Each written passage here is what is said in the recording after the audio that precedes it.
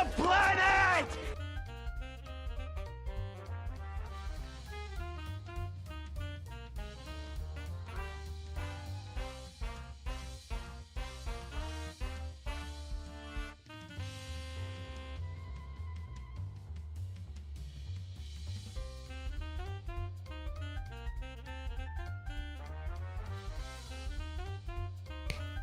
All right, there it goes. Stupid piece of crap.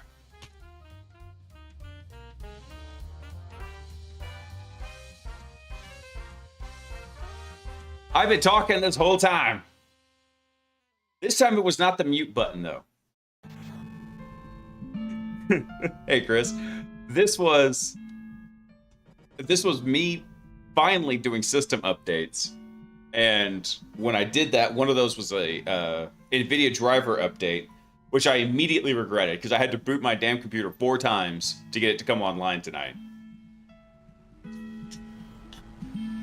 But anyway, this was the course that Chris was talking about in chat, Intro to Active Directory, and so I dropped that over in the chat for everybody.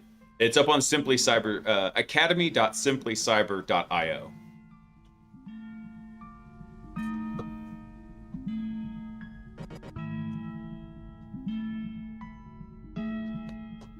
Yep, I try not to apply updates the day before or the day of a stream. And for some reason, I was feeling frisky today and decided to do it. And then this is what the fallout of it.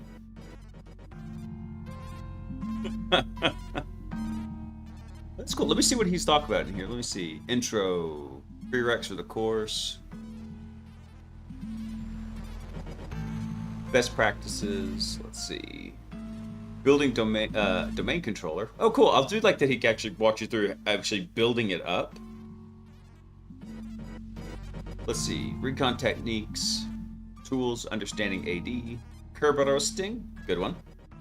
Some Bloodhound. What else we got in here? Credential harvesting. Hey, Caffeine. What's up, man? Dude, I've been doing the Tuesday night streams. It's just I hadn't been doing the news up until a week or two ago. I've just been doing coding on Tuesday nights. I didn't have to be just perfectly 100% transparent with y'all. I did not have the brain power or the give a fuck to do the news. I had so much going on. I just did not want to devote brain cycles to the news.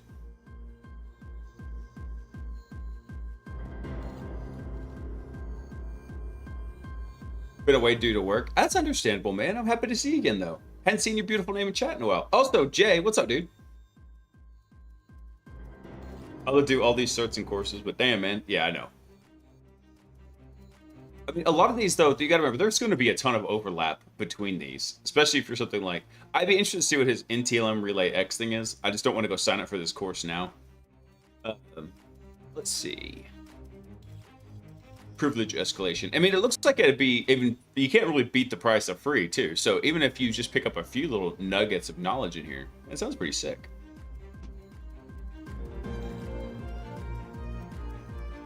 I didn't anticipate overlap at all. Yeah, so you got to think about it. There's only so many pieces of information, I mean, that you can really have, right? And so a lot of certifications, the way things are done, almost are kind of becoming standardized for lack of a better explanation. So, you know, the things that overlap with different courses is getting to be, you know, pretty substantial, right? So if you look at like, you know, if this is like the entire universe of knowledge of something, right? And you get a pretty comprehensive course. So let's say like this is Active Directory security, and let's say RTO 1, you know, covers like all of this. And then maybe what this guy's doing, it's a smaller free course. So it might include something different, right? But for the large part, they're going to overlap probably like so. And then there could be a completely different one that again kind of works a bit like this. And then you could have something like the OSCP that really just kind of looks like this, where there's lots of other stuff that it covers, but most of the stuff that it covers, like say for Active Directory, isn't really there. Drawing on the board, yay! I do like drawing on the board. It looks like the Sanic version of the Olympic rings, though. I'd rather do courses and build labs in a portfolio. Hacking existed before certifications will continue long after their use. That's true, and that's why I've been telling people, Caffeine, since you've been gone for it. I mean, I've been telling people, hey, you basically have two routes to kind of prove which way you're going to prove that you could work into the security field, and that is certifications. Yeah, those have been actually helping, especially when it comes to like standardizing knowledge, but also your portfolio, let's call it your body of work that you go through and say, yeah, look, here's stuff that I have done. I can show you my home lab. I can show you the stuff I've put up on my personal blog. I can show you the stuff I've done up on my GitHub. Now, granted, also don't just go padding those things with stuff other people have done. That's gonna burn you real bad.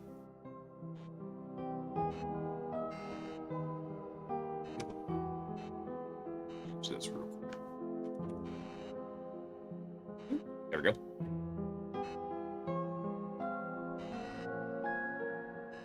Simply Cyber Academy has been dropping a lot of courses, active directing AWS. Well, yeah, because I mean, they're not developing it all in-house. They're kind of just attracting it as a platform to host these things. Tyler Ramsby, who does Hack Smarter, he's the one who he put up his AWS course up on Simply Cyber, which I mean is a smart move for him because then he doesn't have to worry about hosting it and handling it. He can just be the instructor, and it's probably a better place to put it up than Udemy or Udemy or however you want to say it. I call it Udemy. Udemy. Let's see. How are you softwaring your live stream? I want to Blaze bits even if I can't be awesome. Dude, pretty much everything in the stream is run through OBS. It's all just free OBS plugins.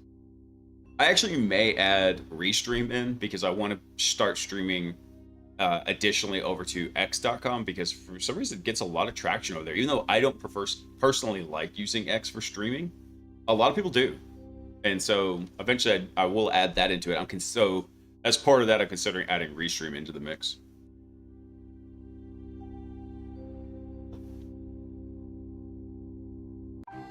Oh, the tablet's not wireless. I could do it wirelessly, but the tablet's actually wired in. I've got it wired to the computer, and it just mirrors the screen. I found trying to go for certifications had made learning go stale, so I want to try making my journey fun and productive. That's actually something that a lot of people don't talk about, Caffeine, and that's why I encourage a lot of the hack around and find out mentality, and why when we're working on Hackbot and doing the Python for that, I'm not doing a lot of tutorials. I'm going through and I'm thinking what I want to do, and I will go look up pieces of information to get that accomplished and then implement it, right? I don't want to get stuck in what is affectionately called tutorial hell, just randomly doing stuff. With my best recurring agents. What's up, dude?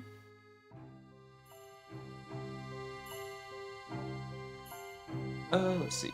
My library provides a free Udemy. Oh, dude, that's sweet, though. I can't say they're always the most up-to-date. Still some great nuggets. Yeah, Udemy can be pretty awesome, but it also can be out of date. Yeah, thanks for that resub, Dan. Appreciate you, boo. All right, let's... I actually did not know Simply Cyber had free courses. Let me look this up real quick. Cybersecurity, all authors. Yeah, see, they've got a whole bunch of different... So Gerald, which is funny, one's Gerald and one's Gerald PhD. These are the same guy, I'm guessing. But yeah, Tyler Ramsby, he's got his 2 courses on here being just hosted, so I'm sure he's getting a cut from whatever this is. But I'll have to talk to him about how he likes this, because if I ever go make like a Mythic masterclass like I wanted to, maybe this will be a place to host it. I was planning on maybe just trying to set something up. But honestly, actually the first story we're going to talk about tonight in the news from last week, 0 Point Security, one of my favorites, good old Rasta Mouse here, they launched a new site. So I wanted to look at, for anybody else who's been going over it, what kind of updates he made. In fact, I've already gotten, I don't think he's migrated all the courses over yet. I already got my migration email for RTO 1, but I don't think RTO 2 is in yet.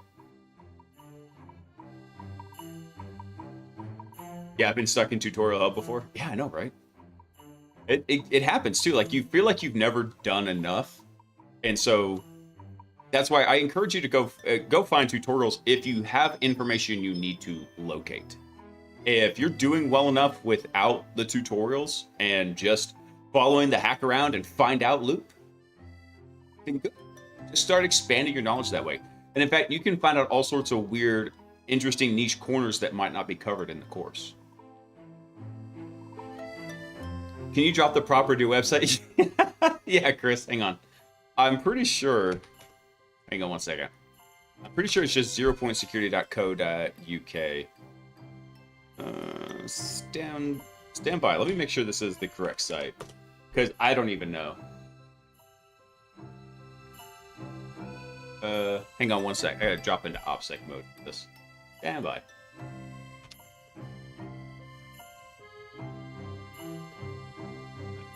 Type that wrong. Crap, what password did I use?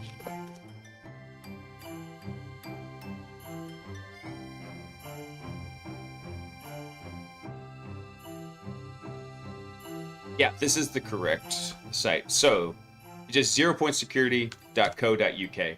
And it was actually, I was really happy to see him drop this, because when he did this, I had actually been talking to Ross about this. He told me this design was in the works for like 6 months ago. Yeah. Actually, what does he have in his merch store? I'm curious now.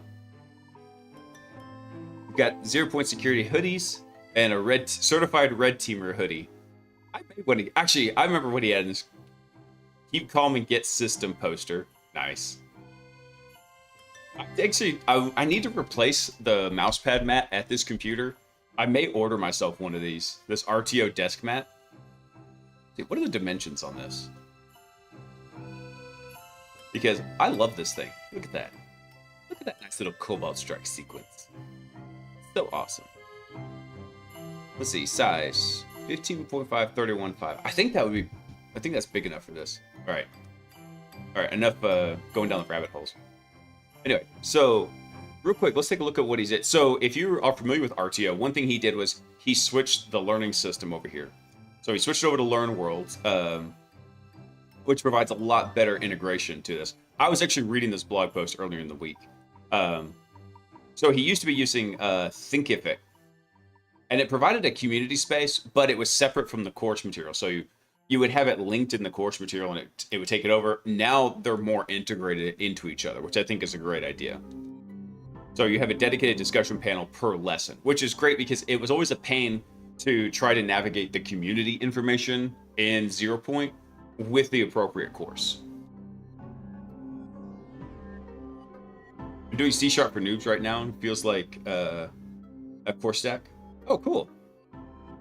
Yeah, I'm not sure which courses I actually have. Let's see. What course does he have up on here? Oh, thank you, honey. Hang on one sec, guys.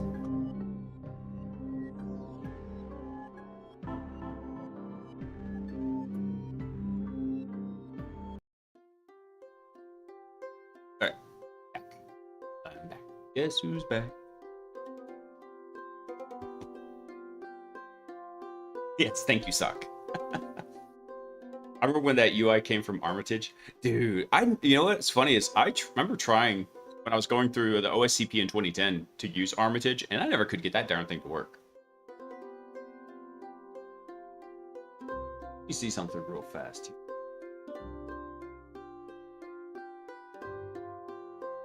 So it looks like he has not migrated all the courses yet. He's migrated Red Team Ops, but BOF Development and Tradecraft and RTO2 have not been migrated yet.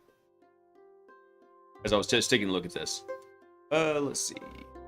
Oh, cool. So the new video player also has the ability to add chapter markers, so that's going to be a little bit more searchable. Also, this is the big the big update. So how he's doing the labs and exams did a big change over on 0 Point.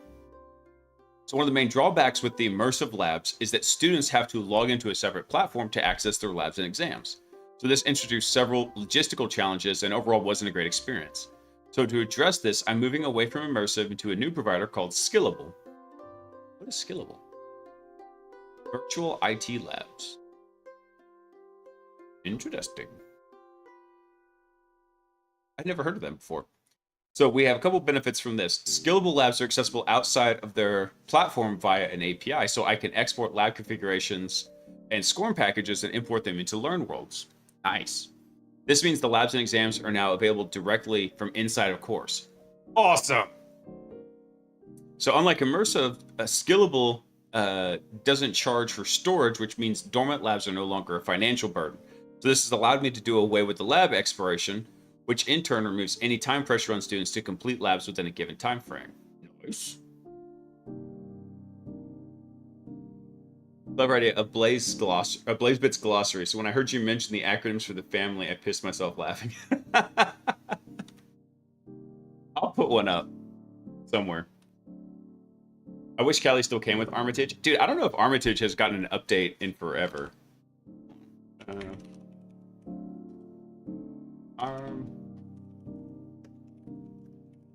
Let's see.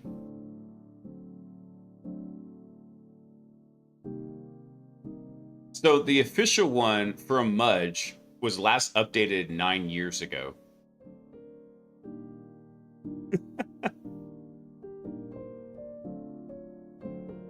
Let's see, 309 forks. Where's the network?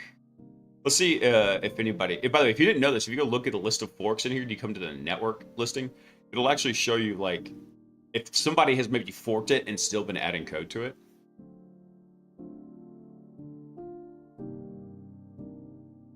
Let's see, so Mudge is here. Has anybody else?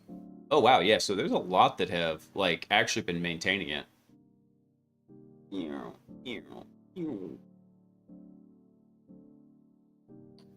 So this guy has actually been doing quite a bit. Overhaul build system.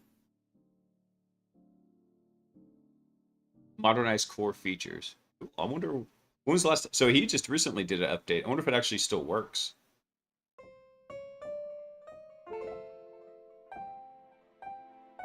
That might be something to do for a fun day. Sunday, see if we can get Armitage to actually work. Anyway, so back to the updates here.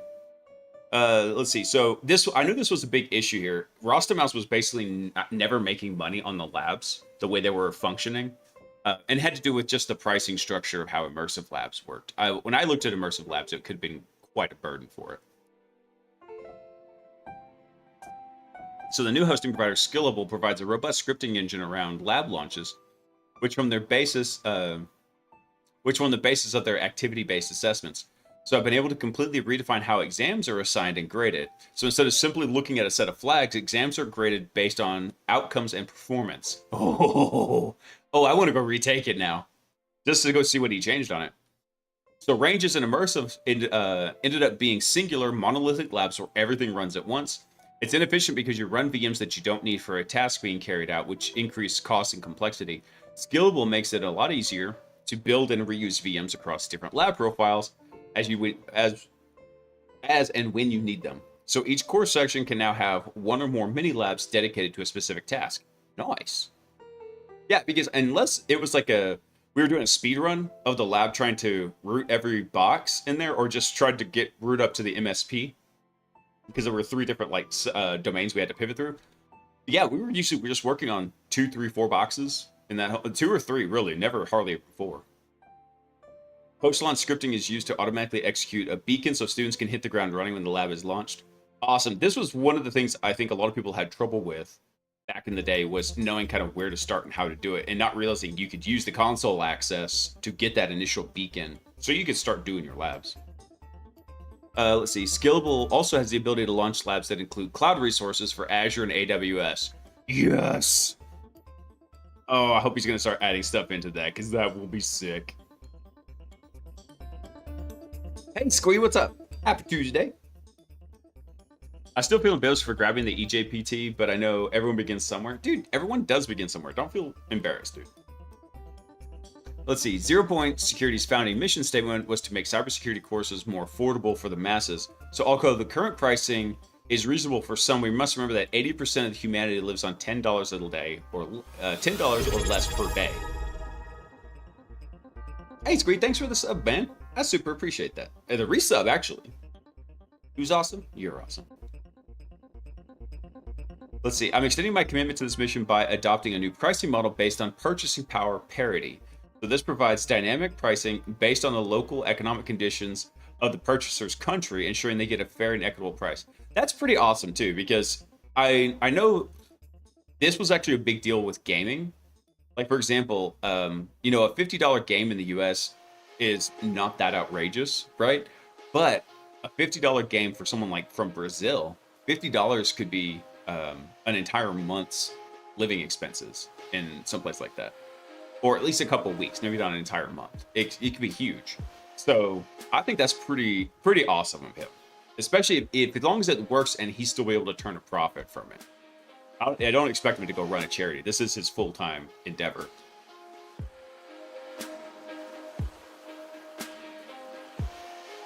Let's see. I've used Perplexity and ChatGPT to help me make a syllabi for subjects that interest me. So if I'm trying to learn reverse engineering, I'll just use those to help break down the skills I need. Another use case, I'll create a prompt based off copy text from sites that might teach some kind of engineering or other specific hacking skill. That's actually a pretty good use case for language models, Caffeine, is getting it to bullet point stuff out for you. That's one area that it actually does really well. Especially like when it comes to like, hey, we've got to figure out what would be a roadmap for something. Let's see. All right, changes to exam attempts. So as hinted above, students are now able to access examinations on demand directly from a course. No more needing to book it through a calendar with coupons. However, examinations will no longer be available outside of a course.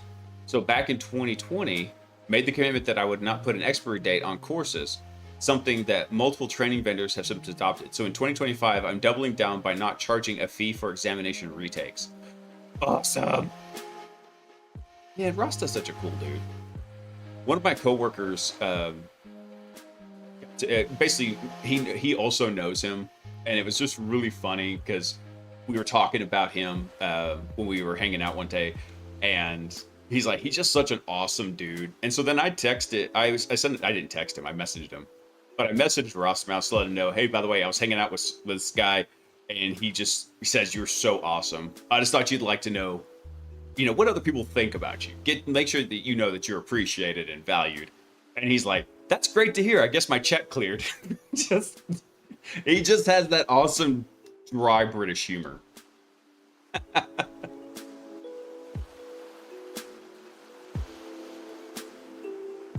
AI didn't help me bullet point out how to learn CTI. Absolute garbage output when actual practitioners reviewed it with me on a Zoom call. Damn. Yeah, the free exam retakes I think is pretty sick. It'll be difficult for me to make one for exploit development. I've tried, but I found a way to get past that hurdle. Oh, good, man. Can you drop my email into that guy at 0 Point? Let him know I'm trying to get a hold of him. I just had a question about the training. He's not real good about replying to emails, Chris, but Rasta is always in the 0 Point Security Discord. That's the main place to try and get a hold of him or to ask questions. Somebody else probably knows it. Yeah. Let's see. Digital credentials will now be published under 0 Point Security's own subdomain rather than Badger, each with brand new certificates and badge designs. So this is powered by Credible, who are known to be trusted by businesses across the world. The badges are also integrated into the new user profile, so you'll never lose track of them. Oh, sweet. Old badges issued on Badger will not be migrated.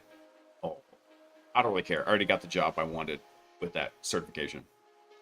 Let's see. I'm also able to provide a stronger enterprise offering for businesses who want to buy in bulk for their team. So this includes self-service seat management, user analytics, and reporting. Nice. All right, so how's he migrating? Because I know a couple of folks in here have courses from there. So let's talk about how he's migrating that course.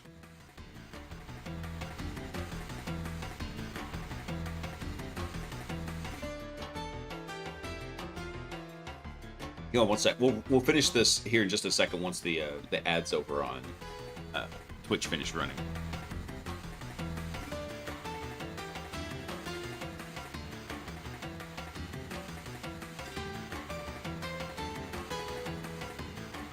See, what you say? Chris had course idea teaching how to bridge between pen testing and becoming a red team practitioner. Yeah, penetration testing is everything in a red team is simulating a real-life threat adversary. Yeah, they're basically using the same tools just a little bit differently. I mean, you might use different tools when you're doing a red team, because you want to be very careful about what kind of alarm bells you're setting off. And when you're doing a pen test, typically you're not worried about any alarm bells being set off. When you're doing a red team, you want to fly more under the radar. So there's basically just stricter OPSEC considerations when you're doing a red team assessment. That's the big difference too. If I say to the AI, teach me exploit development, it'll say, no, don't try illegal stuff. Exactly. Dude, Caffeine, for that, one area that I think that you can learn that's not tutorial hell is the Maldev Academy. That is a really cool site. I like it. Yeah, exactly, Dan. What I call a pen test, typically, for the most part, is a smash and grab. You're just going in and you're making noise, you're kicking over stuff, just trying to get to whatever your objective is. Whereas a red team is you're trying to do more like Ocean's 11 and like get in, get out, maybe cause a little chaos, but selectively and don't get caught. Red teams are ninjas. Yeah, kinda. So red team is more akin to hacking. Pen testing is more glorified skid. Not necessarily. I mean, they're both using the same techniques and tactics to creatively problem solve a lot of times. It's just the difference is, are you trying to do it quietly or are you just trying to accomplish the objective? That's the main difference between the two. So, now don't get me wrong, there can be some pen tests that are straight up script kiddie execution style. And I've been on the receiving end of one of those at my last job where I was a security engineer. And my whole objective when I went into offensive security was to never write a report as bad as I received on that pen test.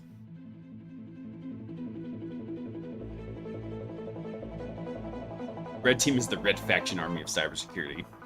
Not quite. Like I said, it's just more like the quiet guys. Like crap, what is it? Like Mission Impossible. Don't get caught, you know. Let's see. So let's look at this. Thinkific courses. So RTO and RTO2 have always been 0 Point Security's flagship courses. I experimented with smaller courses such as C2 Development, DevOps for Pen Testers, Kerberos Fundamentals, but they never achieved the quality or popularity of the RTO series. So Red Team Ops has seen a complete rewrite with the changes described above. Red Team Ops 2 will follow in the coming months.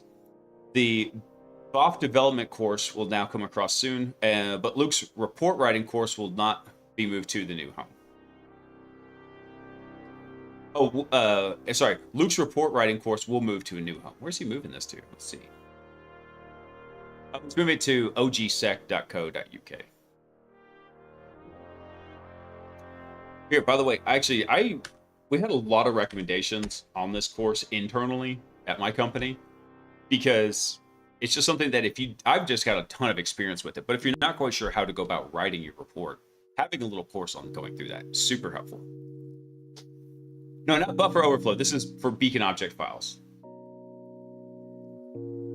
Yeah, so beacon object files are small position-independent code blobs that you can send up to your beacon or your C2 agent, execute them, and it runs inside the process, so it doesn't do a fork and run like you typically do. Yeah. So it's still 0 Point Security, but migrated to another place. No, that course was written by what was his name? I forget the fellow that wrote it, but basically the course isn't offered on. It's not offered on. It's not going to be migrated over to the new 0 Point area. He's just taking it over to the other one. Yeah, it's for C2 agent development. Yeah. Those that have purchased these courses will have their access migrated and should receive an email with their new account is created. Okay, I didn't get the report writing course. I did get the beacon object file course, though. Let's see. The remaining courses will not be migrated to this new platform. So if you own any of these and wish to keep the content, then you need to take your own backup. Okay. That's the important thing, too, here. Like, if you own the other courses. Let's see. So my contract with Immersive Labs expires at the end of 2025, so everything currently running on that infrastructure needs to be phased out. So I will stop selling lab access, including lab extensions and exams, on June 30th. So any of the old monthly lab subscriptions will remain, but we're also that remain will also be canceled on this date. So all outstanding lab attempts must be completed by December 1st. Okay.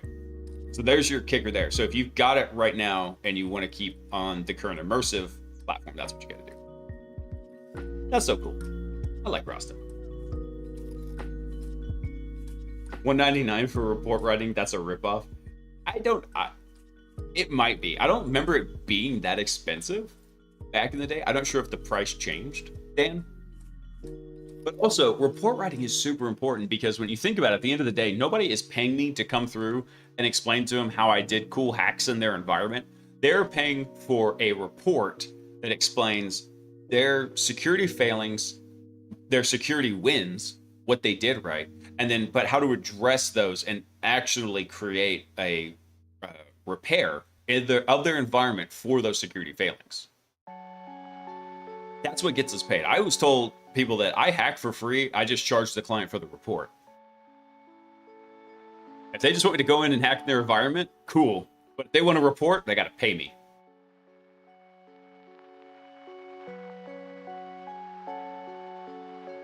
This is why I was curious about figuring out a roadmap. I didn't know if BOF dev, report writing, C#, etc. would be required for success in RTL1. No, report writing would not be, BOF would not be, and C# would be handy, but not required. Especially if you're familiar with coding languages and you could pick it up real fast. Everything that was, at least in the previous version of RTO, it sounds like he's doing a rewrite of it. You didn't need those. The tools to execute those were provided. One sec, guys.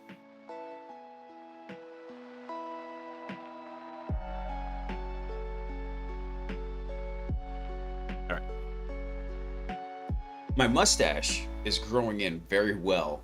And it's like getting like actually really long. But while it's still growing, occasionally these weird hairs just go up into the nose. It's so annoying. For report writing, cybersecurity course is its own industry. That's why so many companies churn out certs. All right, let's see what's next. Oh yeah, this was awesome. Rogue communication devices found in Chinese solar power inverters. Article makes bold claims with little factor evidence from 2 people. I don't doubt it happened, but find a device and show if you're going to write an article on it. Reminds me of the 2018 classic, The Big Hack, how China used a tiny chip to infiltrate US companies, which led to nothing. Yeah, actually, I heard about this, but I have not looked at the fallout from it. Because there was a whole lot of basically noise around this. Let's see. Rogue communication devices were found in Chinese solar power inverters. U.S. energy officials are releasing the risk posed by Chinese-made devices that play a critical role in renewable energy infrastructure after unexplained communications equipment was found inside of them. 2 people familiar with the matter said. All right, so we're going to need something more than just 2 people's secondary word of mouth. Power inverters, which are predominantly produced in China, are used throughout the world to connect solar panels and wind turbines to electricity grids. They are also found in batteries, heat pumps, and electric vehicle chargers. So while inverters are built to allow remote access for updates and maintenance, the utility companies that use them typically install firewalls to prevent direct communication back to China. However, rogue communication devices not listed in product documents have been found in some of these Chinese power inverters by US experts who stripped down equipment hooked up to grids to check for security issues. The 2 people said. Okay, we're citing two anonymous people. I'm not doubting this is happening, but like I said, you got to give me more than just 2 people said. Over the past 9 months, undocumented communication devices, including cellular radios, have also been found in some batteries from multiple Chinese suppliers. Reuters was unable to determine how many solar power inverters and batteries they had looked at. The rogue components provide additional undocumented communication channels that could allow firewalls to be circumvented remotely, with potentially catastrophic consequences. The 2 people said. Or just the 2 people. Come on. Both declined to be named because they didn't have permission to speak to the media. That's still not helping your case. If you're making bold claims, you need to have bold evidence. Let's see. We know that China believes that there is value in placing at least some elements of our core infrastructure at risk of destruction or disruption, said Mike Rogers, former director of the U.S. National Security Agency. I think that the Chinese are in part hoping that the widespread use of inverters limits the options that the West has to deal with security issues. So a spokesperson for the Chinese embassy in Washington said, "We oppose the generalization of the concept of national security, distorting and smearing China's infrastructure achievements." Of course you do. Using the road communication devices to skirt firewalls and switch off inverters remotely or change their settings could destabilize power grids, damage energy infrastructure, and trigger widespread blackouts. That effectively means that there's a built-in way to physically destroy the grid. Really. If we take all the solar offline, let's say these are typically you're going to find a lot of these style power inverters in solar equipment. You're not going to find these on something like natural gas or nuclear power plants. That's not how these are worded. You need an inverter to go from direct current to alternating current. Those other facilities don't put out direct current. They put out alternating current already. Let's see. Percentage of power generated by solar.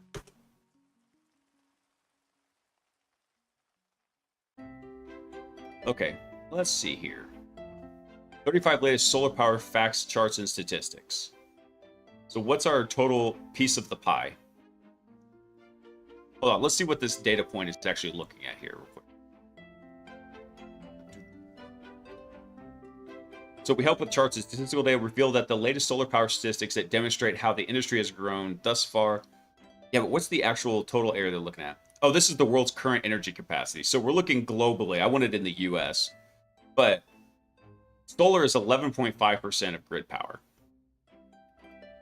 You got to remember, solar's only on anywhere from 6 to 12 hours of the day. So yeah, you're gonna shut down the grid if you take that off. Let me see if I can find something like a little bit closer to home. In Texas, let's look at my home state. They say it generates 30% of the total electricity. Let's see. This is from the Texas Comptroller. What are we looking at here? I know Texas solar thermal and photovoltaic generation. Even if it's thermal, it's probably not using those inverters. They're probably not doing DC in this.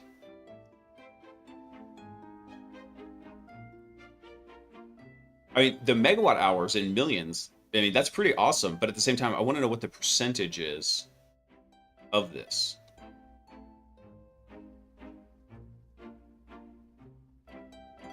Anyway, yeah, you're not shutting down the grid by taking the solar offline because there's other stuff that can pick it up.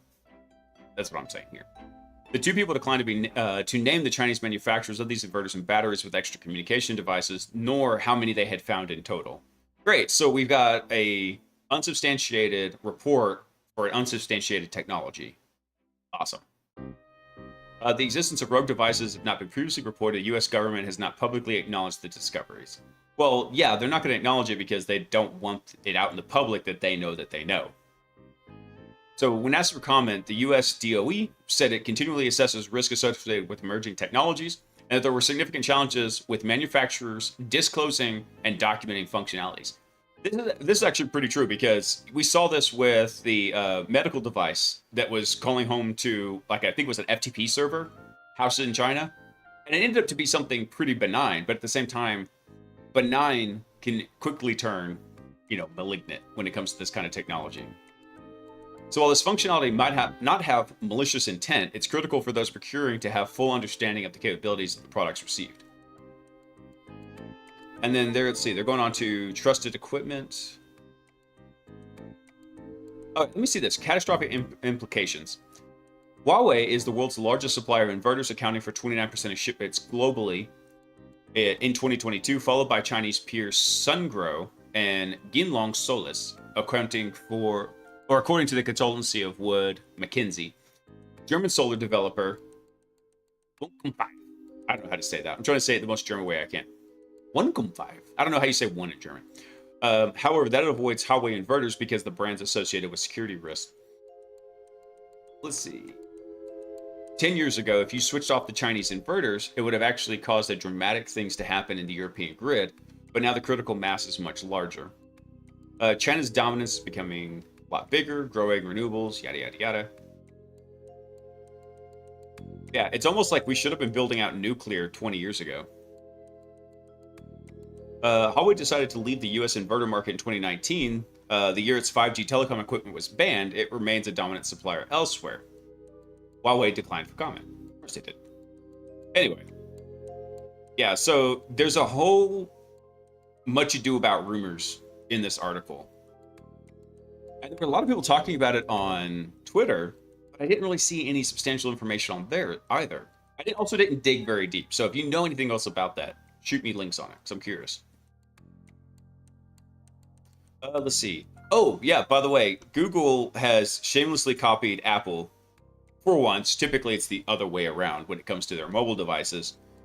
Google now has advanced protection, which is end-to-end encrypted security logs stored in the cloud in a really cool feature that is sure to have advanced attackers think twice about using that ODay on a phone with the advanced protection enabled. Welcome back, Dan. Polar vortex will take out the Texas power grid before China does. True, fast. It took a pretty powerful vortex, though. I've lived in Texas pretty much my entire life. My family moved here when I was a year old. And I'm still salty about them living in Mississippi when I was born. Not that there's anything wrong with Mississippi. It just means I now have to deal with crap about not being a real born Texan. I'm like, dude, both of my parents are from Texas. I take that back. My dad was from Louisiana. Anyway, whatever. They lived the majority of their lives in Texas. I was a year old when they moved back to Texas. They did this like ping pong thing back between Texas and Mississippi for my dad's work. And now I had to always get crap about, oh, you're not a native born Texan. I'm like, sir, I'm about to get down with y'all and beat the brakes off of you. But I digress. Let's see. Question, would diving deeper into encryption actually help me become a better pen tester or red teamer? I'm not interested in fortifying, just kicking digital doors. How would understanding encryption help? Oh, so understanding encryption would be helpful in some respects. Unless you're doing security research, though, just understanding what the protocol, what the encryption methods are, what they do, and where they could be properly applied, that's really all you need to know. Understanding how the different algorithms actually execute, not a big deal. Not at all. Yeah. You want to know something like, okay, here's where you should apply symmetric encryption. Here's where you should apply asymmetric encryption. Here's the weak versions, weak ciphers for asymmetric encryption. And here's weak versions of symmetric encryption. That's the kind of stuff you want to know. Okay, let's take a look at this. What is this new advanced protection that Google has thrown in here? Well, let's see. Advanced protection, Google's strongest security for mobile devices. Protecting users who need heightened security has been a long-standing commitment at Google, which is why we have our advanced protection program that provides Google's strongest protections against targeted attacks. To enhance these existing device defenses, my brain blue screened on this. Android 16 extends the advanced protection with a device-level security setting for Android users. So whether you're an at-risk individual, such as a journalist or elected official, or just a public figure, or just prioritize security, advanced protection gives you the ability to activate Google's strongest security for mobile devices, providing greater peace of mind that you're protected against the most sophisticated threats. All right. So advanced protection ensures all of Android's high security features are enabled and are seamlessly working together to safeguard you against online attacks, harmful apps, or data risk. Advanced protection activates a powerful array of security features, combining new capabilities with pre-existing ones, and have earned top ratings in security comparisons, all designed to protect your device across several critical areas. Cool. Enough with the elevator pitch. Give me the facts. Just the facts, ma'am. Caution. A virus has been detected. S1Y_B0 Hey, Slyboy, what's up? RG virus detected in the network. I always love the way the text-to-speech reads that. S1YBORG. What's up? I want to do security research. I don't do it because I'm a computer nerd. Yeah. Oh yeah, gotta type cookie. Van's not here to remind me. Cookie.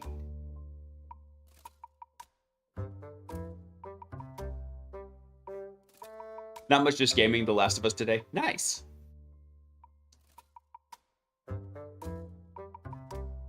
Though I strongly advise people trying to get into offensive security or security in general to have some programming skills as a form of literacy.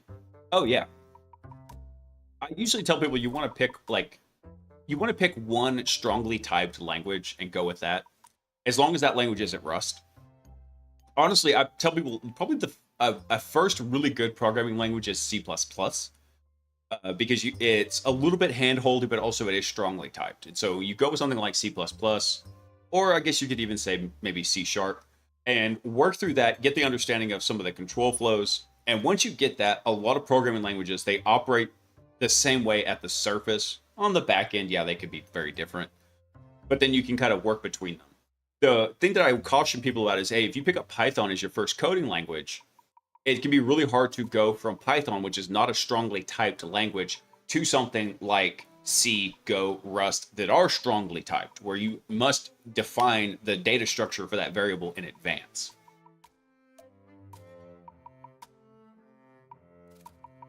That's a diabolical recommendation. No, seriously, because C++ is kind of, it's not too bad. I mean, really, I guess nowadays you could use Go. I'm not super familiar with Go. I can read it fairly effectively, but Go, I'm not really great at writing at all. Rust is like my nemesis. I just really cannot do Rust. Ah! What happened? Hold on.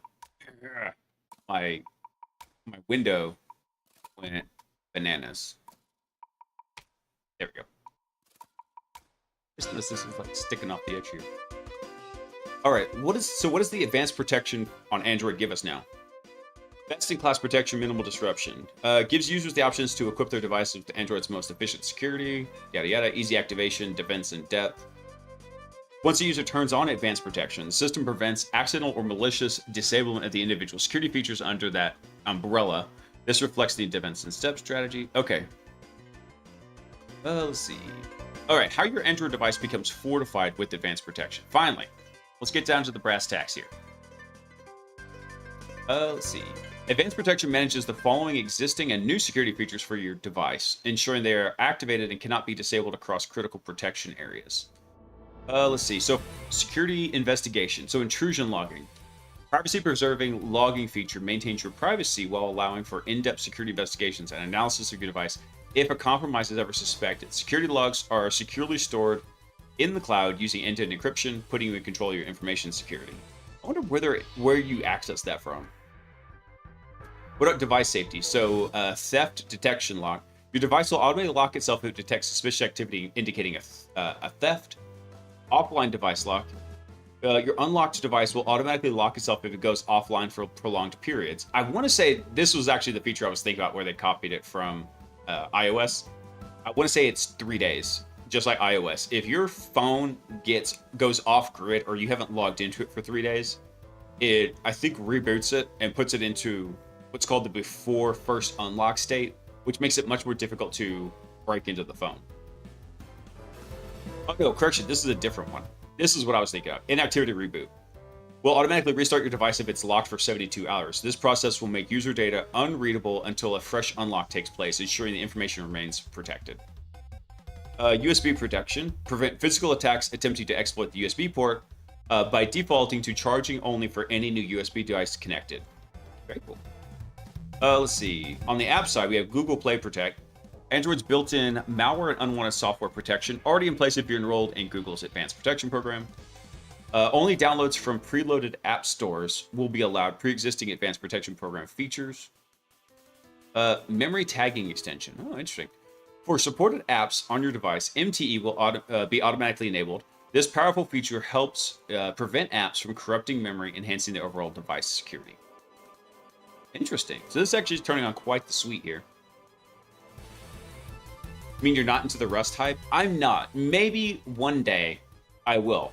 I have a major hang-up on the Rust syntax, because the Rust syntax looks like it took JavaScript and C# and Python, and just the syntax had a baby, and all the weird genes got passed on. That's what Rust syntax looks like.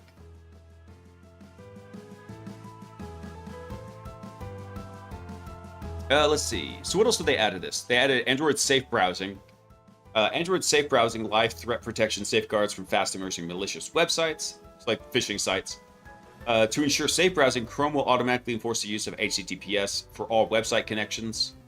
JavaScript protection. Chrome will disable its JavaScript optimizer, reducing potential security exposure. Let's see. Spam and scam protection. So, scam detection and spam protection features in Google Messengers will help you identify and avoid unwanted messages.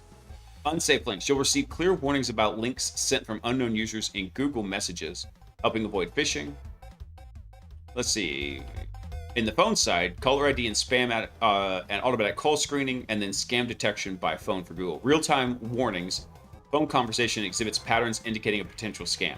Now, this is kind of sus here. I'm like, real-time warnings if a phone conversation exhibits patterns indicative of a potential scam.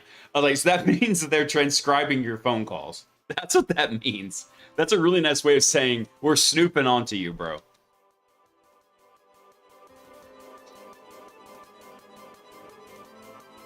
Yeah, Rust is like JavaScript and C++ had a baby, right? Dan, so what is RSI? Remind me. Because I live in acronym overload all the time. What about learning JavaScript or assembly? Do we need to know malware research stuff in order to be skilled red teamers? Not really. I mean, I'm not great at malware building. I want to go through the MalDev Academy at some point. It's just operationally, it's been less important, so it keeps getting put on the back burner. I was hoping here come July, I was going to have Hackbot in a place where I could start expanding it some more, so we'd have all the 4 primary agents done, and then I could start expanding it to add stuff like Azure and AWS Recon in there. I just haven't, I don't know if I'm going to get to that point because I've got some courses on standby that I want to get knocked out this year around Azure security and AWS security. Oh, repetitive stress injury? Yes. That is perfect. Yeah. Rust syntax is a repetitive stress injury. I 100% agree with this. Let's see. Oh, this is actually cool. Network side, your device will no longer connect to 2G networks, which this has been a feature in Android for a while anyway. Disable auto reconnect to insecure networks. So your device will no longer automatically reconnect to Wi-Fi networks known to be insecure. So if they're open or using WEP or using OWE. Okay.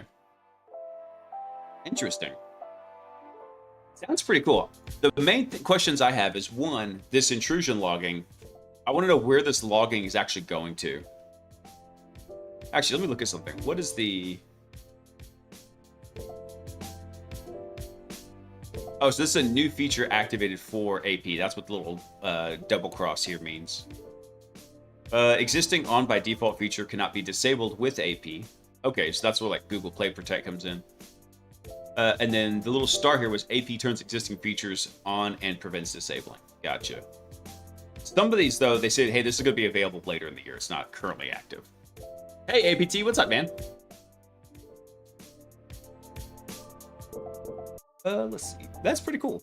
I'd be interested in that. Also, the other one that kind of gets me a little bit here is the scam detection by phone for Google. So there's only one of 2 possibilities. They're either doing a transcription and sending it off device to be analyzed by some language model, or your Google phone is going to be using a lot more power because you're going to be running some kind of language model optimized to determine this information.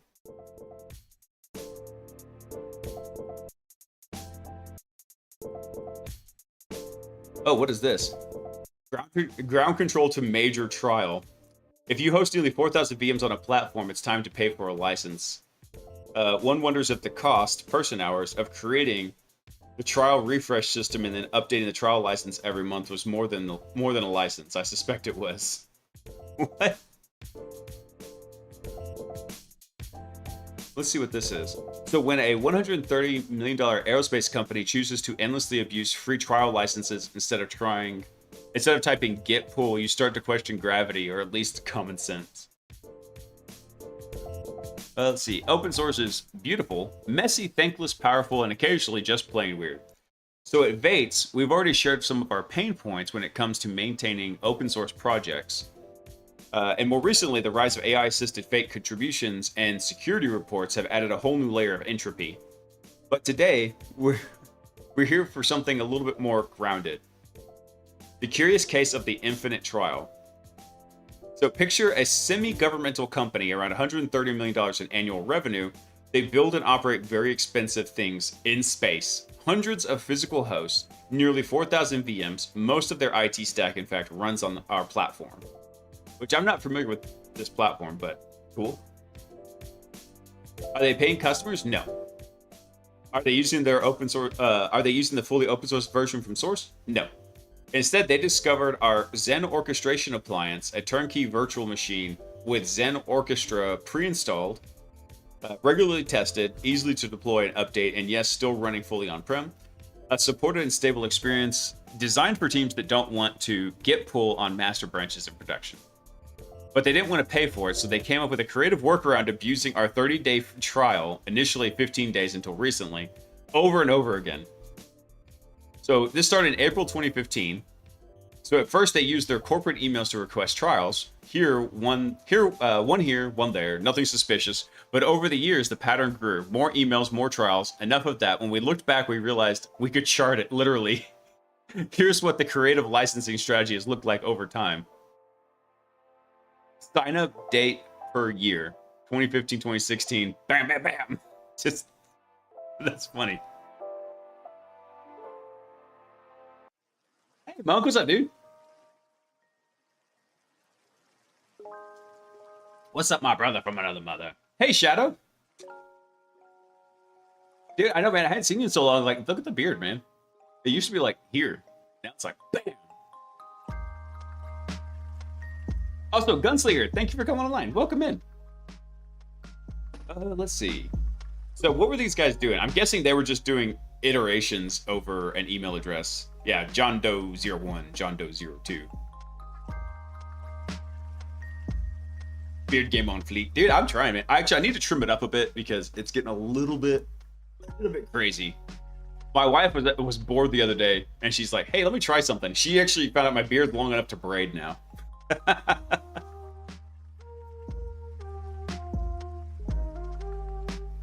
Abusing, right.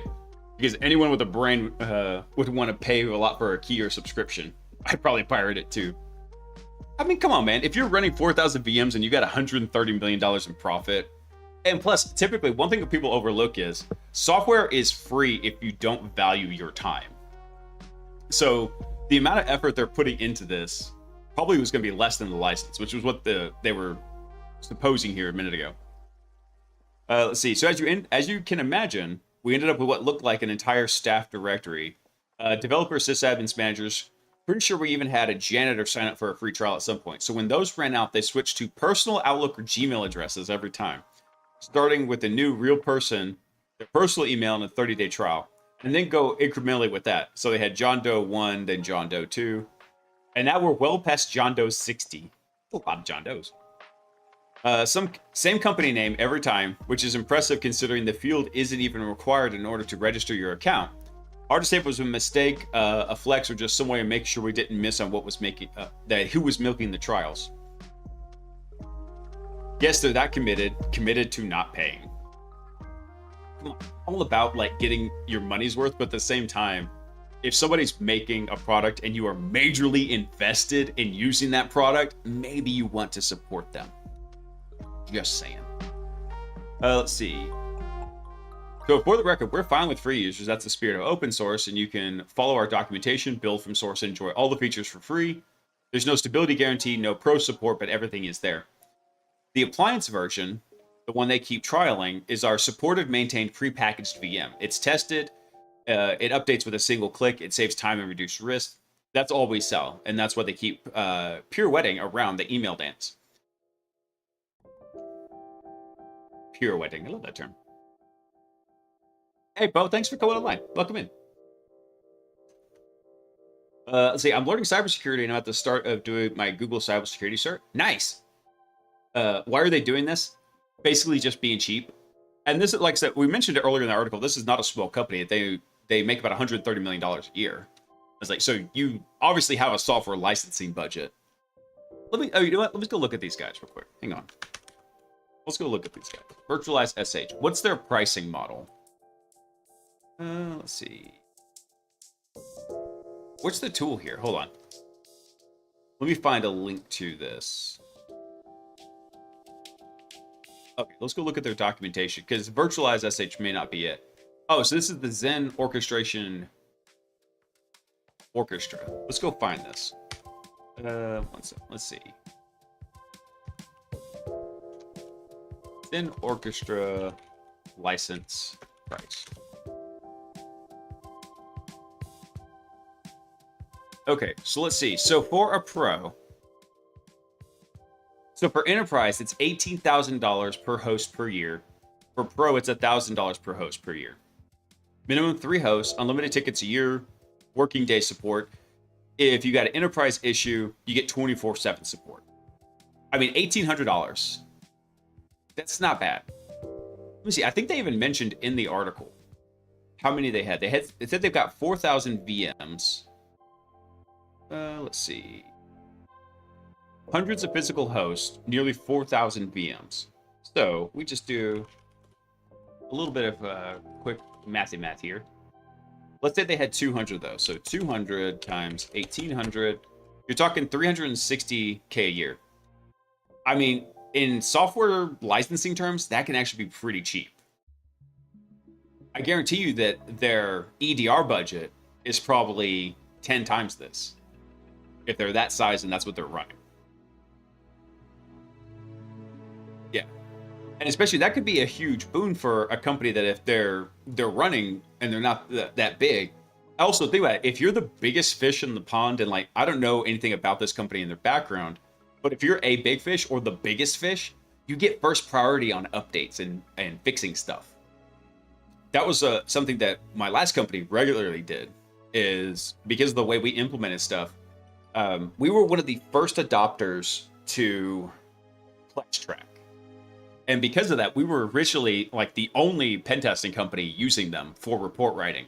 So a lot of the functionality, if you use PlexTrack and you enjoy it for doing your report writing, you're welcome. It was my team that slogged through the mud and beat them over the heads to get them to fix stuff.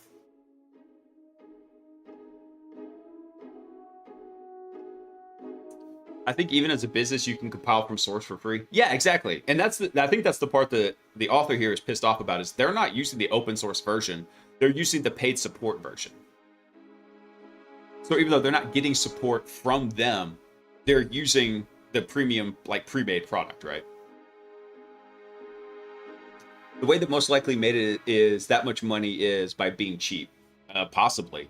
I mean, you don't get that kind of money being a, like, I mean, $130 million. Think about this. Let's think about this. They make $130 million a year. And let's say they've got a 20% overhead, right? So let's say so we multiply that by 0.2. So they net $26 million a year. So what did we say that was? Like 360,000 divided by 26 million? That's 2.6 million.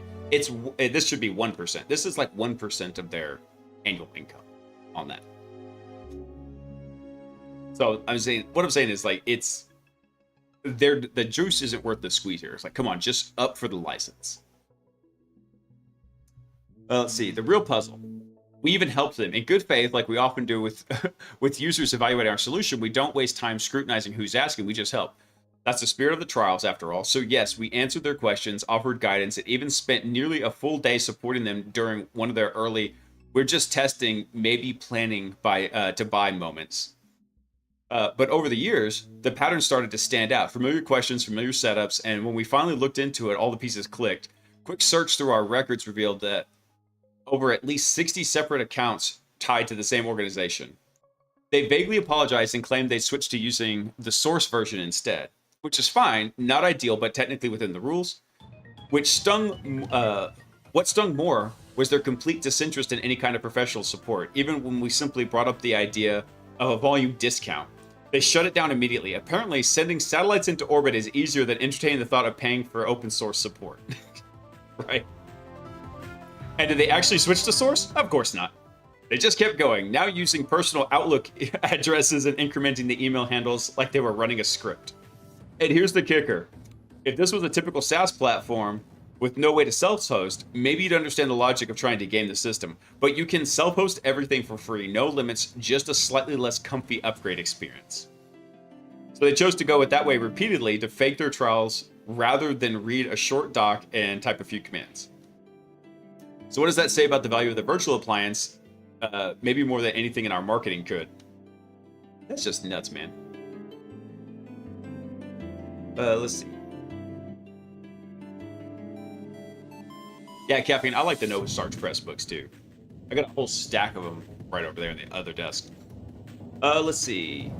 So what now? We're not going to waste days chasing them, but at some point, this goes beyond saving a few bucks. It becomes performance art. Just be sure you get it. They're using a personal Outlook or Gmail account used to repeatedly request trials of a product that's open source and free to self-host for the last 10 years. All while voluntarily filing in their actual company name in the registration form. Was it a mistake, a subconscious cry for help, or artistic commitment to trolling? We may never know. What we do know, this kind of behavior chips away at what makes open source sustainable. When you're operating a satellite fleet and running 4,000 VMs on our stack, maybe it's time to stop treating the trial like it's a vending machine. We'll likely introduce smarter limits to prevent this kind of trial farming, not to block honest users, but to make sure we can spend our energy more where it actually matters, which is building great software. And if someone from that company is reading this, you still have time to do the right thing. You've got the rocket science down, now try ethics. Boom. Hard shot. I love that. Yeah, I am all about supporting with a license for like a usable product. Honestly, probably where they're going to go with that is, unfortunately, that one company is going to probably screw it up for other people, and they're going to introduce some kind of, in the licensing model, they're going to introduce some limits. Like, by the way, your host can only run like 10 VMs or something like that. Is the author an investor?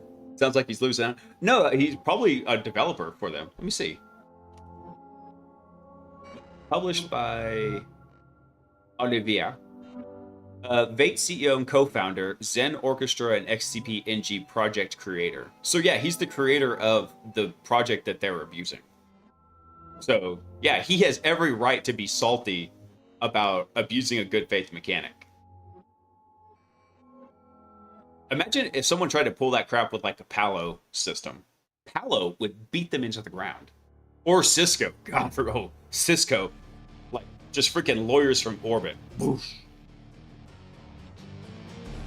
Let's see. All right, that covers the big news highlights. Look at this. Let's look at the next thing. Techniques and write-ups. Expression payloads meets mayhem. Ivanti EPMM unauth RCE chain. Dude. Avanti's having a rough time lately. Again, another one from Avanti. Ghost in the protocol. Hunting Lagolo with Jarm fingerprints in the wild. What? Hunting Lagolo.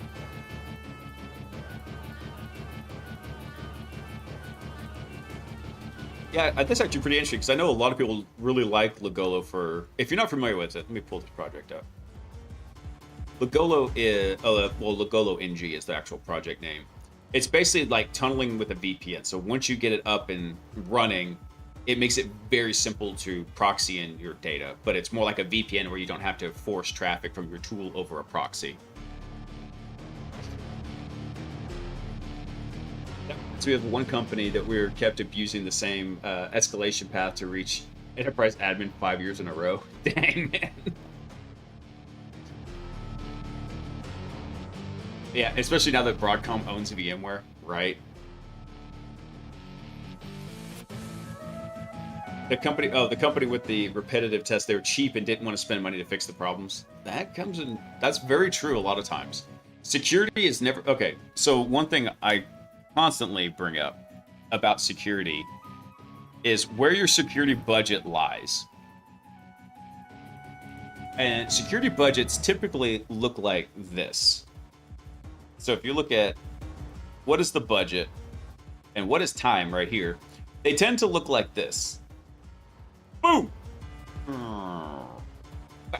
Right here. And so the question is, what happened right here? The answer, they had a big breach. Boom. And then typically it happens again. And then what happens? History repeats itself. It goes right back to over here.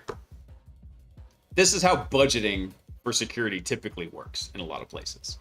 It's like, well, we haven't had any issues. What do we have to worry about this? That is the absolute wrong way to look at this. You spend money on your IT to make your money and to make your money more efficient. You spend money on security to keep your money. And a lot of times your money is not your actual legit money. It's your intellectual property or it's your customer data, whatever it is. But yeah, I see this happen all the time.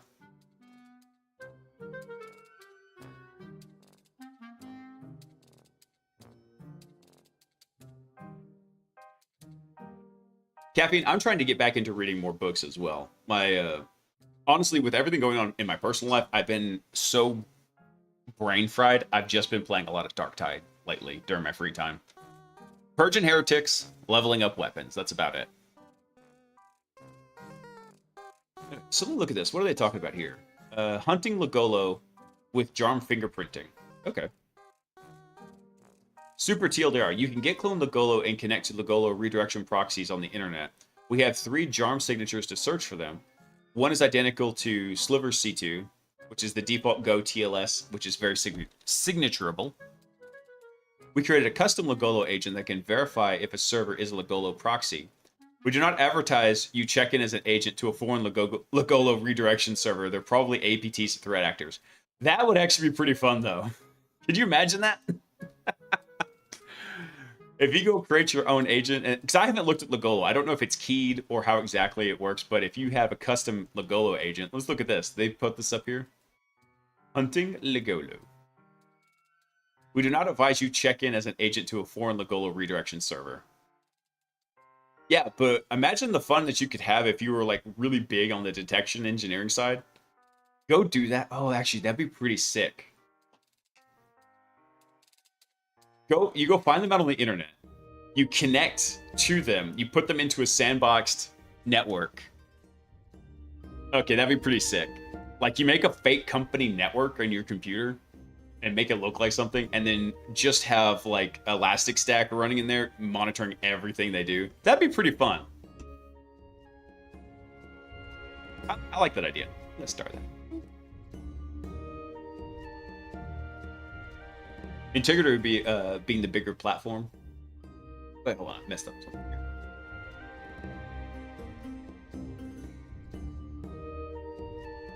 Hey Cypher, what's up, man? Let's see. I like the idea here and what they're doing. So, just real quick, what they're doing, all you need to know is like what Jarm is. It's a TLS fingerprinting tool developed by Salesforce that sends 10 specially crafted TLS client hello packets to a server and analyzes their response. These responses are combined into a 62-character fingerprint that can identify specific applications based on their underlying TLS implementations. For those in the back, Jarm fingerprinting ignores X509 certificates. It only cares about the underlying TLS implementation. So it's not looking at the cert itself. So Lagolo has very specific fingerprints here that you can find with the system. So you can just go scan things, hunt for them. Awesome. What did they find, though? Let's see what they found anything. Let's see. Sliver C2 and Lagolo Jarm collision. How to confirm. Okay, so Jarm signatures. So what they were saying is they had if somebody had a Sliver C2 server, because they're both written in Go, you could confuse the two for back and forth. So the Jarm signatures cut down the internet to a more manageable set of candidates, but they don't provide a definitive conclusion. So to solve this problem, we created a modified Lagolo agent that could connect to potential proxies and verify if they're genuine. I like how they've warned against this again. As we will continue to implore, do not do this live on the internet without explicit authorization. Right? Let's see. The key modifications were made in main Go, where we added detailed logging of the Yamux protocol messages. Okay. So if the Yamux is not implemented, then it can't be Lagolo. any immediate TLS setup and other HTTP protocol, it's not Legolo. If Yamux works and we start seeing Yamux read messages coming from the server, then we checked in as an agent and it's confirmed Legolo. Okay, so very simple. Let's see, custom code that we added.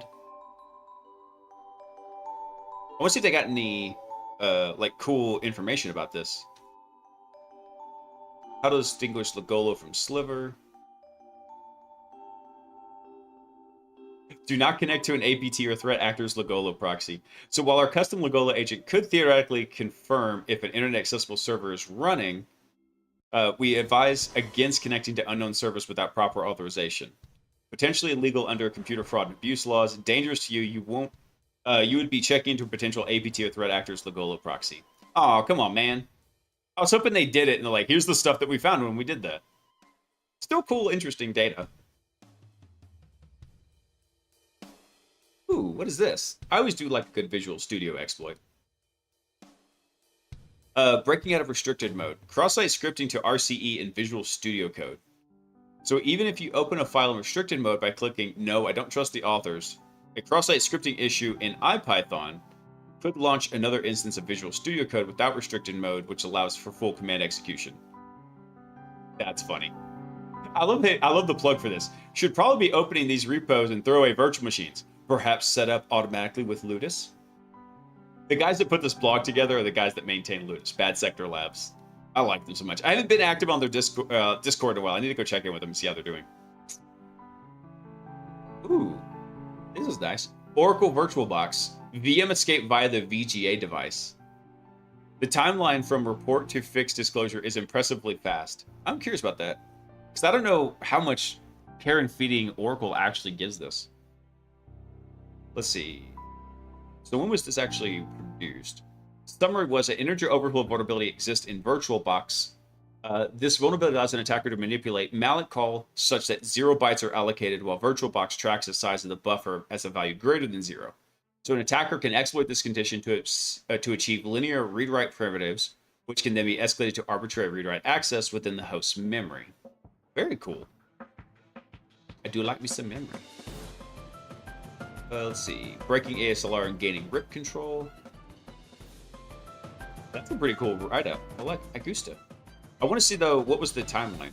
So they reported this on April 1st. Probably the worst day to report it. Oh, they actually fixed it in about 2 weeks, which is not a bad response to fix time. And then they disclosed it a month later. That actually is a pretty decent disclosure to fix to... I'm sorry, report to fix to disclosure timeline. That's pretty snappy. Especially like my coworker and I found a really bad implementation of on a piece of software during my first penetration test at the new company. It was terrible bad. And so this was in September. No, this was in October. And we are still working with them to get that fixed. So months. What is that? October, November, December, January, February, March. So 5 months. We're still working on getting it fixed with them. And 3 of those months was just getting a hold of them. Hey, Select, what's up, man? Fellow nerd hacking man. Oh, you know it, man. I actually really thought about wimping out on tonight's stream. Today was just a little bit of a rough day. Yesterday was my dad's funeral. So I was really rough today. Thankfully, Sock went and took care of the kids, got them tucked into bed and everything. I was able to go catch like an hour nap before the stream, and that helped set me up.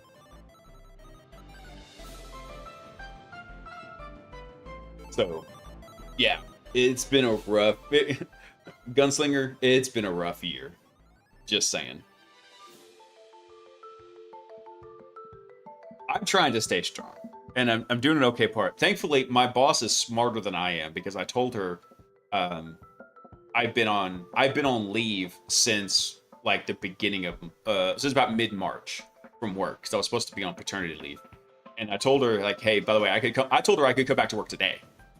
And then I messaged her later in the day. She told me, no, why don't you go ahead and wait through Memorial Day? You can start back day after Memorial Day. We have that day off anyway. And that's when your next project you're assigned to kicks off. I was like, okay, cool. We'll do that.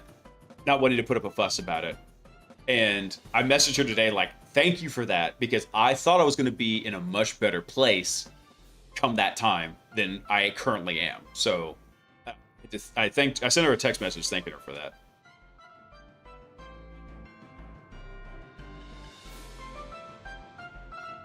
Oh, thanks, guys. Yeah, it's been, and I was gonna say I'm sorry to hear about your mom, because yeah, it's rough. It was not unexpected about my dad. He had congestive heart failure and had been in and out of the hospital a lot the last 5 years.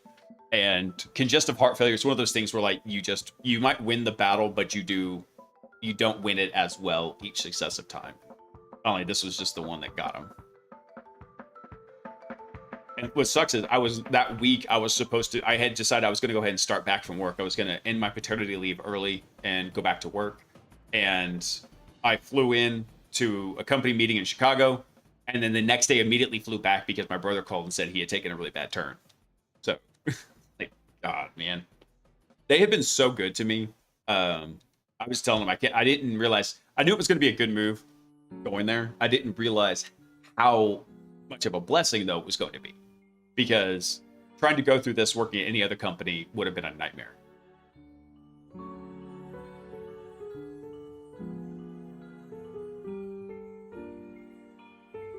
Man, I haven't felt like that, but man, it's been rough. So just for anybody who's new to the stream and doesn't know, in September, my sister passed away. In March, my newborn 1-week-old son passed away due to complications of his birth. And then now, 2 weeks ago, my dad passed away. So it has been a very rough couple of months. And then there were others in between there. That's just the most closest to me that's been happening. There were others in there, some grandparents, family, friends, pets. Like, it has been a rough 9 months. Yeah. Oh. Yeah, I just realized I haven't even finished my Jocko drink yet. Usually I've got this knocked out in the first hour.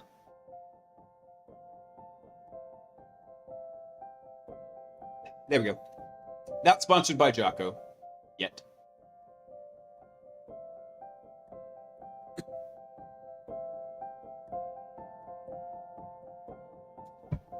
Dude, Chris, check out these Jockos, because I like them a lot.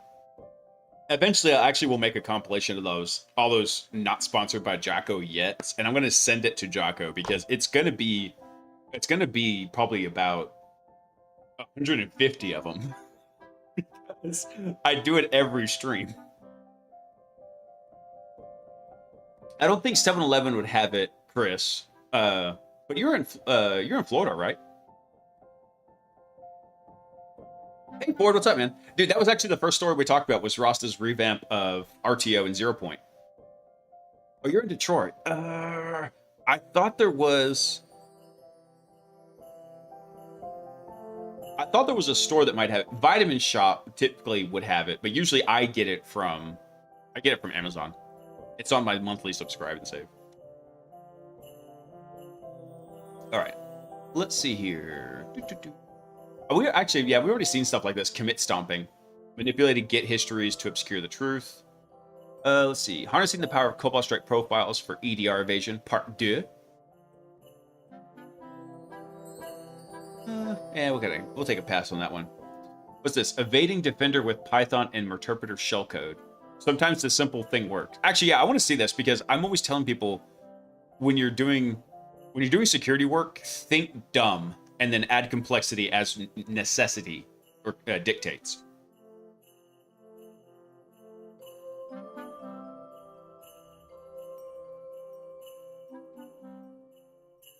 Yeah, Ford. Ford knows about it. I was gonna say, yeah. By the way, if you are like coming in late to the stream and you want to catch the beginning of it, I do the news streams every Tuesday. In fact, here, I'll drop the link for this. This is the news blog that I like to get these stories from. And it's actually published on Mondays. So I give it a day to kind of cook, and then I come through and I'll run through it on Tuesdays. I usually will have other stories added into this. I just haven't been collecting them right now. I'll start collecting them again. Actually, I do have one I wanted to talk about. This was one that Sinbleed sent over last night. Ransomware gangs increasingly using SkitNet post-exploitation malware.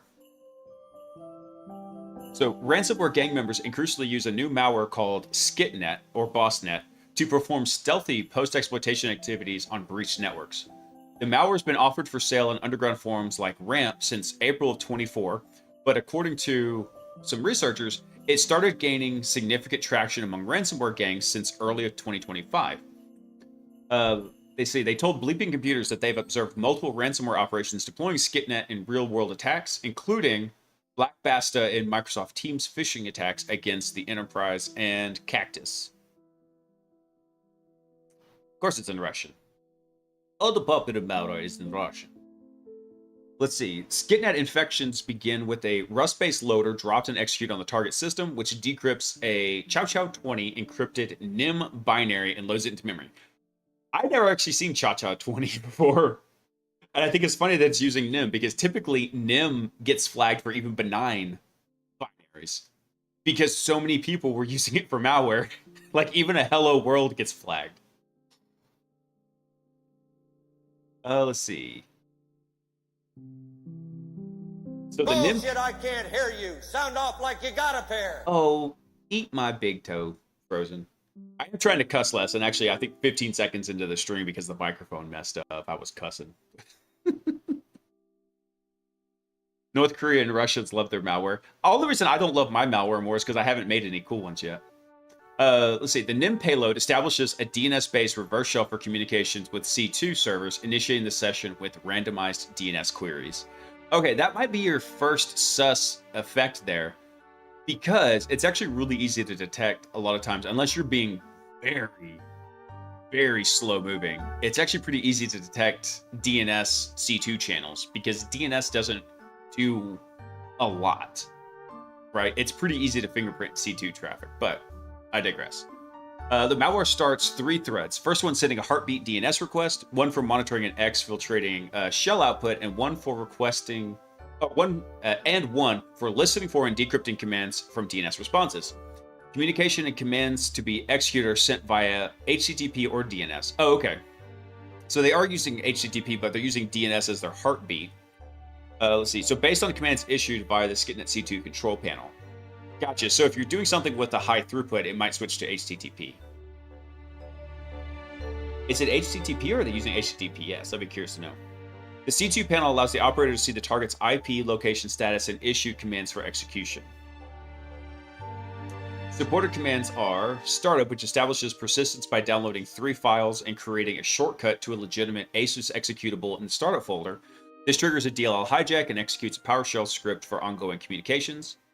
Let's say screen, which captures a screenshot of the victim's desktop using PowerShell, uploads it to Imgur, and then sends the URL back to the C2 server. That's hella sus. I was like, I mean, depending on your output, I mean, I don't know if there's too many places that are using Imgur, but anyway. Free my boy Nim. DNS exfilling also makes thousands of DNS requests.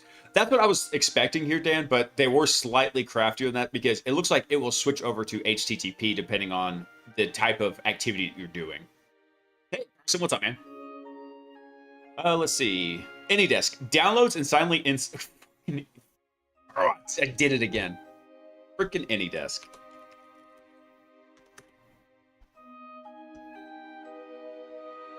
AnyDesk. This command and control system downloads and installs AnyDesk, a legitimate remote access tool, while hiding the window and notification tray icon. So if it's downloading a legit AnyDesk, that also should be very sus in your environment.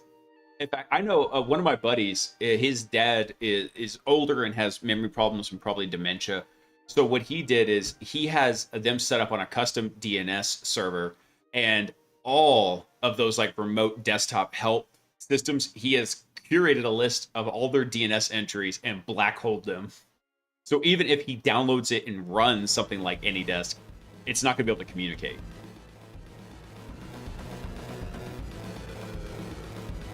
Isn't that part of the strategy to use languages that are often used to write code, or newer languages or more esoteric ones? Part of it, yeah. You want to stand out, but also you want to be unique, but also not, you want to blend it. That's the name of the game. You want to appear legit on the surface. Where's my boy AppLocker? I know, right, Dan?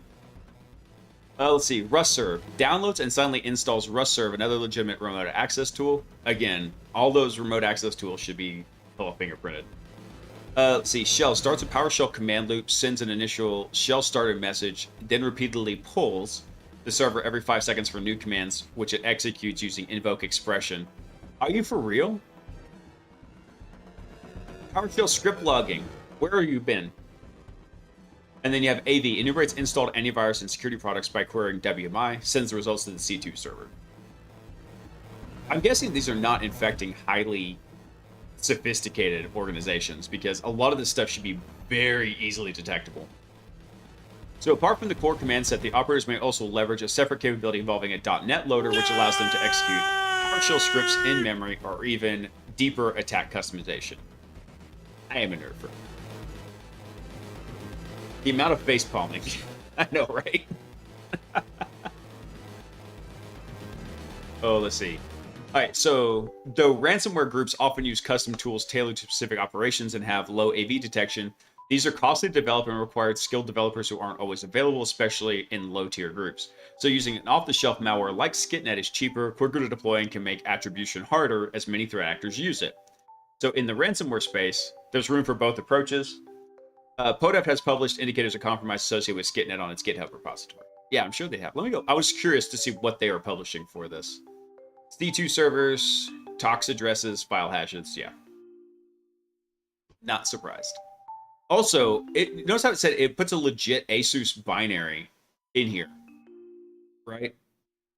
Let's see. Establishes persistence by downloading 3 files, including a malicious DLL, creating a shortcut to a legitimate ASUS executable in the startup folder. So, I mean, modifications to startup folders should be monitored as well. I mean, maybe it's just that I'm thinking that this should be used against more sophisticated environments, but whatever. It's always fun to get some context onto what's happening with those like off-the-shelf malware as a service type things. Maybe I'm not as bad at malware writing as I thought. Right. Let's see. Oh, actually, hold on. Go back to this one. So this one was, let's see. Evading Defender with Python and Interpreter Shellcode, Part Uno. Like I said, sometimes you just have to think dumber. Let's see. Complex execution shellcode methods are not always necessary, so running shellcode from any major open source C2 framework has become increasingly difficult in recent years. AVs and EDRs are much more advanced than they were 10 years ago, with capabilities that go beyond fixed signature checks. Behavior-based heuristics now play a major role. So in my daily job as a red team consultant, I frequently face blue teams of varying skill levels, detection capabilities, and infrastructure. So creative solutions for bypassing the defenses are a must in order to run my desired tools. C is my preferred language for malware and offensive tool creation, but I'm also a lazy hacker. I am too, man. Fancy evasion techniques like early cascade injection and threadless injection are great when needed, but often they're not required when facing a client with an immature blue team or a client without a proper EDR. Word. You could just use SkitNet, bro. Go get yourself a copy of SkitNet. Eventually, are equally important. There's always a risk of triggering an alert despite thorough testing and implemented evasion techniques. So a motivated blue teamer reversing your implants can easily render hours of development useless. Sometimes it's better to use cheaper tools if they get the job done. True. In fact, this is why I typically, when I'm working in environments, I'm using a lot of the legit Microsoft remote access tools. Again, that's part of the reason why I tell people, get comfortable with doing sysadmin tasks for the system you're trying to compromise, because then you can use the legitimate toolkits to do your sketchy stuff. Let's see. So in this blog post, I'll explain a simple technique to run an interpreter shellcode while evading Windows Defender and other AVs. So we're going to explore how Defender can set up detections against this type of attack and explore possible mitigations. This post will not touch techniques used to deliver malware to endpoints based around C2 frameworks, shellcode, and general red team methodology. Hey, Config, what's up, man? I got my last Android beta pixel hack. Oh no!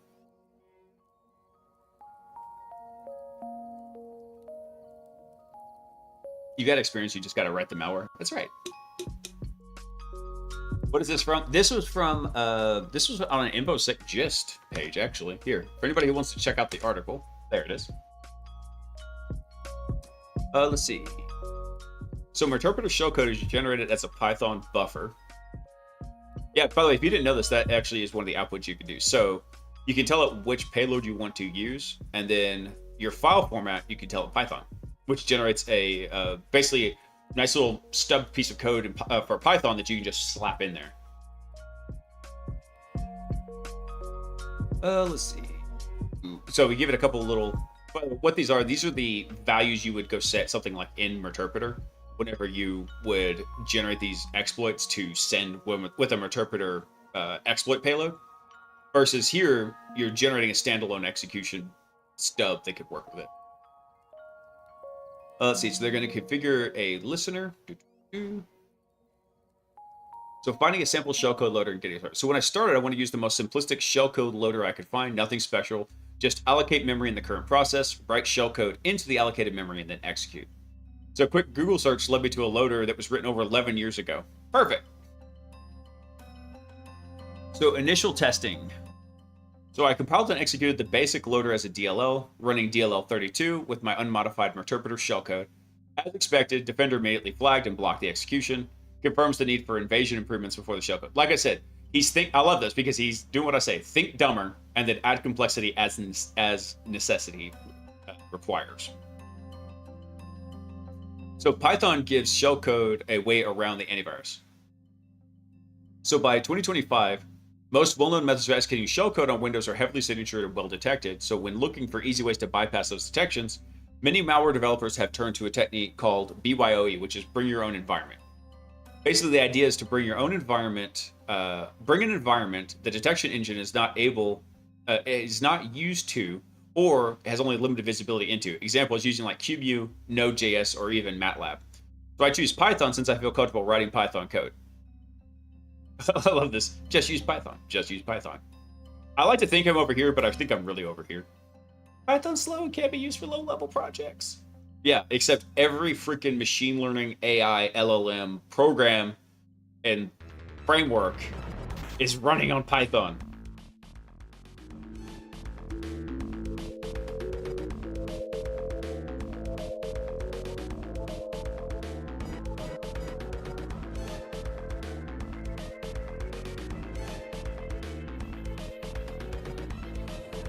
Yeah, so hold on, you got compromised with an update config? What happened?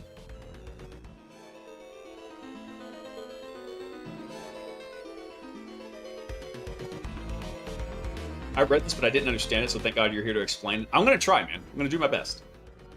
I'm not the all-knowing. I just have a lot of experience.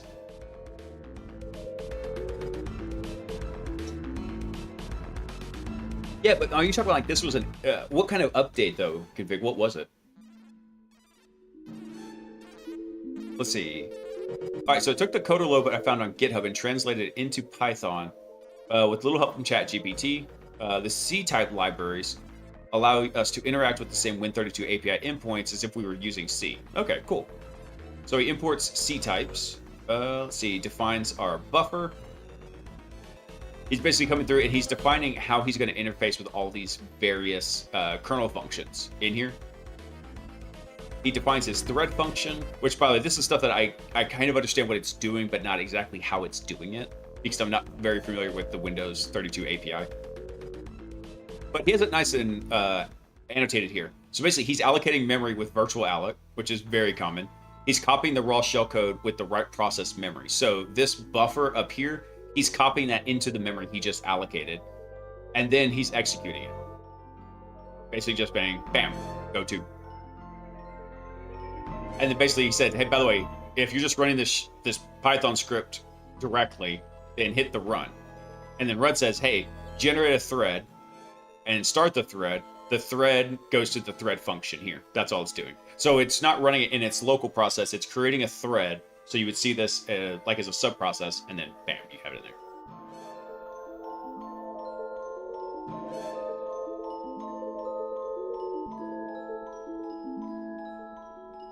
I privately asked Blaise to release his OnlyBeards account. No!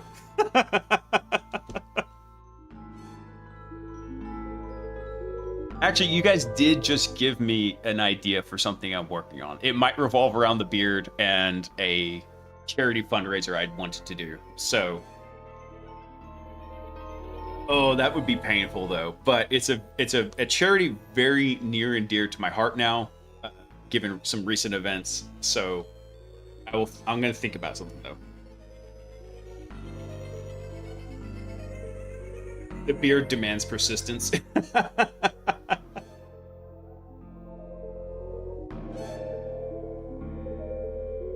Let's see. Okay, so coming back to this. So after embedding the previously generated shellcode as a hex string into the loader code, I uploaded the file to VirusTotal. To my surprise, it came back completely clean. So for clarity, uploading payloads to VirusTotal is something I typically do not want to do, and I strongly advise against, since doing so makes the sample accessible to analysts who can download it to generate detection rules. Yeah, by the way, if you didn't know that, if you're testing your malware, don't send it to VirusTotal, because it stores a copy of that, and then analysts pay for access to that, and then they can download the sample. But considering this is throwaway code, he wasn't concerned about that. So I executed the loader and immediately received an interpreter session back. The alert was previously encountered was gone despite executing the same piece of shellcode. Great success. So I packed the Python loader into an executable using PyInstaller and ran it through a quick test. So I used a mix of free antivirus products and one EDR. So for each solution, I tested both the raw loader py executed via python.exe and a packed loader executable. Results were surprising. Only 1 out of 8 tools actually stopped the loader from running. Bitdefender was the only one that blocked it completely. Oh, interesting. The others either missed it entirely or only blocked the executable. So this was unexpected based on how the loader works and the fact that py to exe leaves many artifacts in the binary. I anticipated a much worse outcome. Yeah, I would have expected that too. But cool little idea. Like I said, the main thing I like about this article is he starts very basic, like I said, and then adds complexity. A lot of people, they want to go in and like just start adding complexity from the get-go. But really, think a little dumber. And then if you need to, you add like extra complexity, another layer of abstraction or some fancy dance around. That moment when the teammate uploads our custom C2 payload to VirusTotal. No! Ooh. That's a resume generating event if I ever knew one, Dan.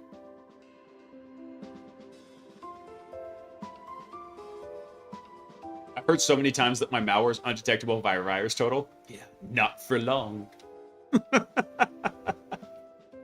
That's funny. Oh, I like that one. That was a fun little read. Let's see. New process injection class, context-only attack surface. Let me take a quick look at this one because sometimes these... Oh, God. Oh. Let me see if I can zoom in and get to where it's actually readable. The pink. Most, let's see. TLDR, most process injection techniques follow a very similar pattern. Allocate memory, write your code to the memory, and then execute it.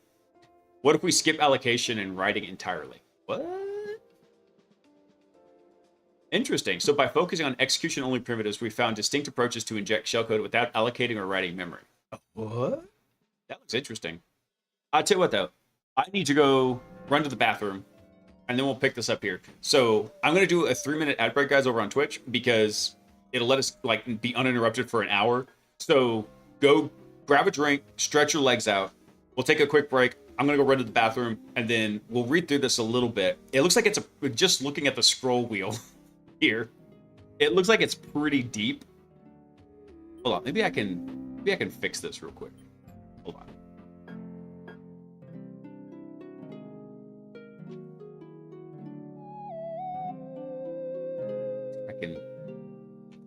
Yeah, so much better. Yes. Get rid of that annoying left bar there.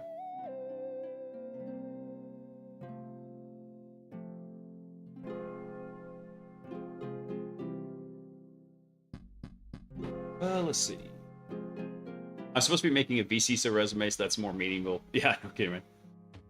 I remember reading that part and couldn't believe how dummies would do that. Which knows how to write malware, but carelessly puts it into a database. Yeah, I know, right? I'm not really checking my DMs on OnlyBeards, Chris. I actually am going to go take a break. I got to go to the bathroom. I'm actually well hydrated today. This is the second one of these I've had, and it holds like 50 ounces or something ridiculous.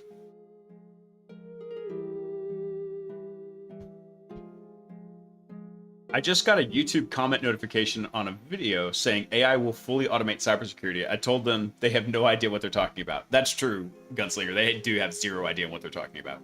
In fact, I got a funny story about that. Remind me when I get back. I do got to go to the bathroom, so be right back, guys.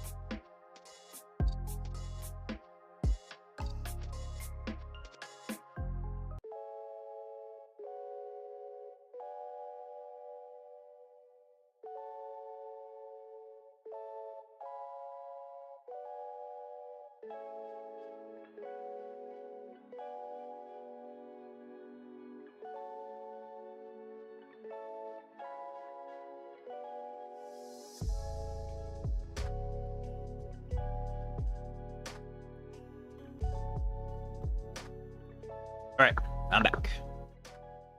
Guess who's back? Bullshit, I can't hear I you. heard you. Sound off like you got a pair. Blaise is back. Tell a friend. Gumby, you're full of crap. I just got right back. I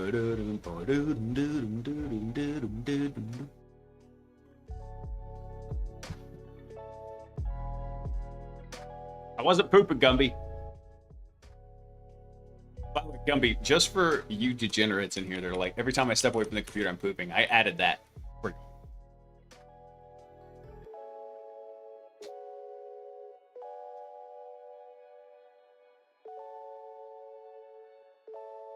beat you to it, Cypher. There's a timeout on it, Gumby.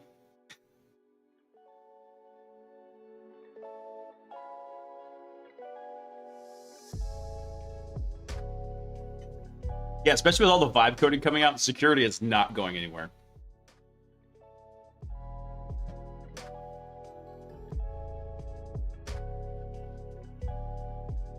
Let's see.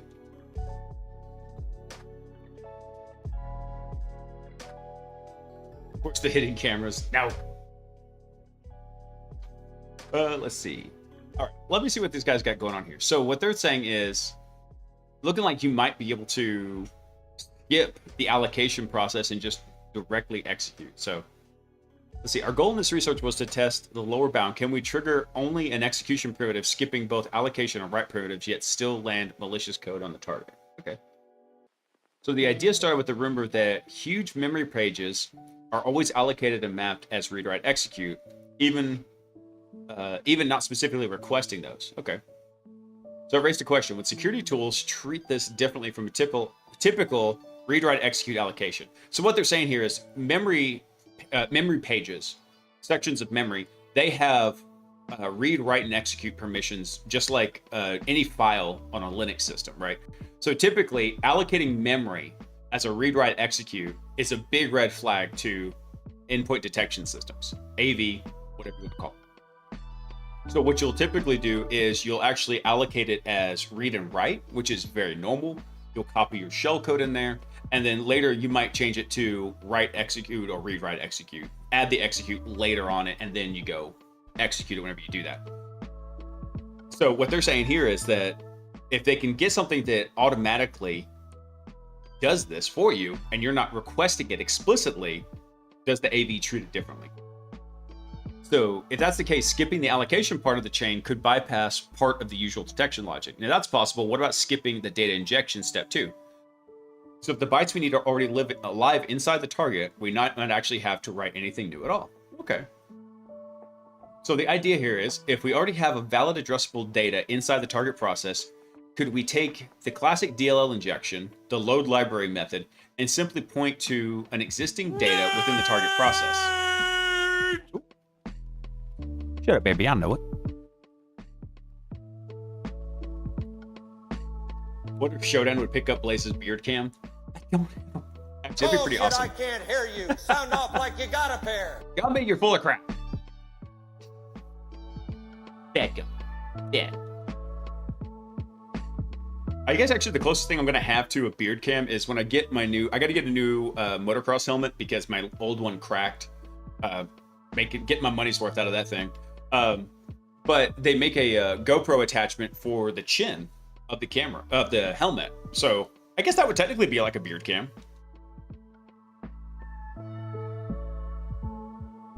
Vibe coding is a stupid name, and whoever named it that should be in prison for life.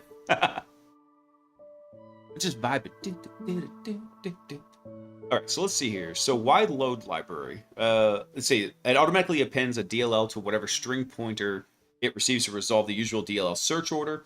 So with that behavior, we can find an existing in-process string and drop a file name for the DLL somewhere in the search path. Okay. So this would launch a remote thread whose start routine is load library A, and with its argument set to a character pointer, finally causing the DLL to be loaded. All right, so how are we going to find this in the existing process string? Interesting.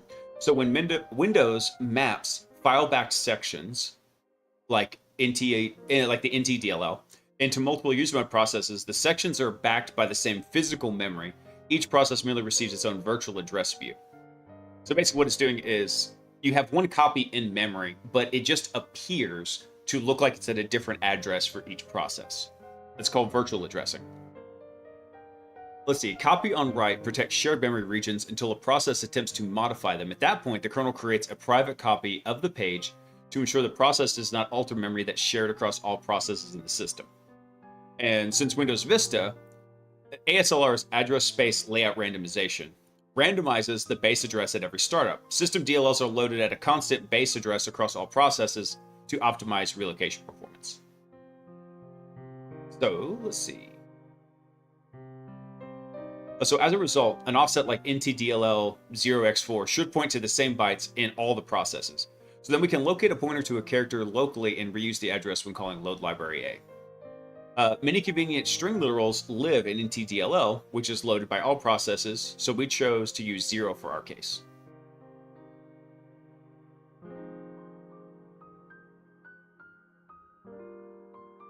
I regret asking for the beard cam now because it's probably going to become a thing. Not quite. I mean, it would. What would you see? You wouldn't see anything. The beard is pretty thick. It'd be like looking through like an overgrown forest. Let's see. All right, so what are we looking at? Pointer only load library injection. So the proof of concept below demonstrates the minimal steps required to turn that idea into a working process injection. So we find a string. We do create remote thread. And it loads 0 DLL. Okay. Interesting. Over to process B. Let's see. Okay, so we located in process string. So search NTDLL for a static ASCII string such as 0. Because the DLL is mapped at the same offset in both the target process and our own process, the virtual address should be valid across both of them. And so here's the example they give. See the base address? Those two hex values are identical here. So to prepare the DLL payload, they build this 0.dll with an implant of choice, drop the DLL into a directory that resolves via the search order. Okay, so they're doing this like it's a DLL hijack. Gotcha. They're saying they could use NT symbolic links to do this. We create a remote thread. Note that the address of the load library A is obtained from our own process, similar to the method in step 1. Yep. So load library A appends .dll to what we're looking for, resolves the path, and loads our DLL into the target process. Cool. So we got unexpected but exciting results. So by skipping memory allocation and writing a well-known injection technique has bypassed detection. Oh, sorry. So by skipping memory allocation and writing, so they haven't allocated memory or written the shellcode to it, which is a well-known injection technique that has bypass detections in 2 industry-leading EDRs. We also tested regular DLL injection techniques, and it was detected by both EDRs. So this small tweak revealed that many techniques rely on the same early-stage behavior and how easily those behaviors can be avoided. We call those brittle detections, which is where if any small tweak can happen to avoid this basically long list of rules that happen, then yeah, you can bypass it. So we typically call those brittle versus, say, robust detections. So this led us to rethink the injection chain. Most techniques follow the same pattern, which is you inject data and then you trigger execution. So across many of them, the execution trigger is the common piece. So do we really need to inject data at all? Or what if we just focused on the execution trigger? So instead of swapping out each part of the chain, we doubled down on the trigger and pushed to see how far we could get with just that.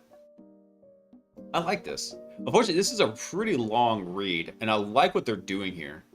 This is pretty sweet. Yeah, they've done quite a bit of research. Here, I'm going to drop this in for everybody, but we're not going to have time to get through all of this. I'm chilling with my goatee.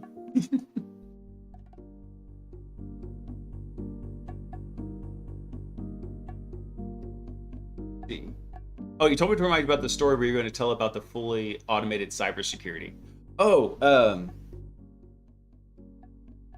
dang it, what was that? I know I'm getting old now when I leave the room and I forget the story I was going to tell you. Oh, yes, I remember what now. So one thing I started doing is typically whenever I'm working on like a payload or like particularly like a piece of shellcode or like PowerShell, and I need it to run, and I know that they've got PowerShell logging, and I can't disable it. Here's something that I've been doing. What I'll do is typically you'll have what's called a one-liner, and what this is it is just a single long line of code with these code execution endings, which are typically semicolons put in here, right? Imagine the J's are semicolons. So when these execute, all that stuff will actually get logged. So there's PowerShell has something called script block logging. So those actually get logged into, I can't write today. They get logged into the Windows event logs and then usually get shipped off box to some kind of sim, right? So what I'll do is I'll actually take these and I'll bust these sections out into their own lines and make it so that they're basically a coherent set of steps that are executing inside the same PowerShell process. And when I do, I will give the variables names that are designed that if they're being run through a language model, that it is designed to shift it away in the vector space, away from thinking malicious and rendering a malicious verdict. So the variable names I'll choose, instead of something like, I don't know, let's say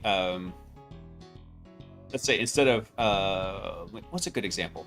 Instead of, let's say, ntdll address, right? Instead of that being the variable name, it might be super bunny happy variable. So basically just translating these variable names over into something that appears really benign. So what was another one that I did? I was doing an AMSI bypass. So one of those was like get AMSI address, right? I think I did that. And what I did is I translated that over to oh god, what did I call that? I called it crap, what did I call it? It was something like something like great stability test or something like that. Yeah, it was something like stability test. I cannot freaking write tonight. Stability test. And so basically trying to think of like these names that were super cuddly, fuzzy, stuff that when you think about how language models do word predictions and inference, words tend to cluster around each other. So things like malicious are going to be clustered closer to other words similar to that, like bad, evil, destructive, things like that.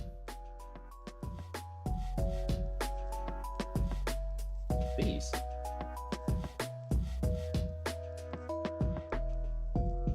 I don't know where she found these, but Sock just brought me like 2 busted ass cell phones.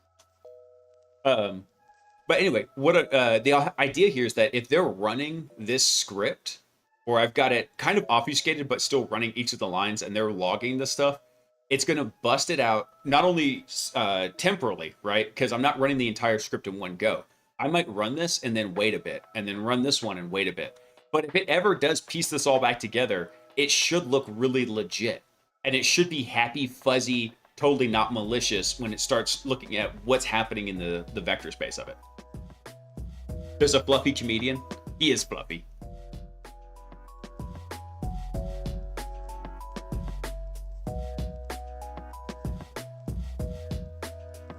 Next portfolio blog series will be labeled Fluffy Hackers. Yeah, we'll do the Fluffy Hackers calendar. Hey, Phantom, what's up, man? Yeah, obfuscate to avoid detection, kind of. Yeah, pretty much. Yeah. So rather than, a lot of times it's useful to run things in one line, but also when you run it in one line, then the entire execution chain gets sent in one line. So if you can break it up temporally and just put like breadcrumbs in there to finally execute your entire kill chain, let's call it, that's super helpful. And then if, like I said, if it ever does get pieced back together and then gets put through some kind of automated system, I'm going to try my best to make it look as legit and as happy-go-lucky as possible.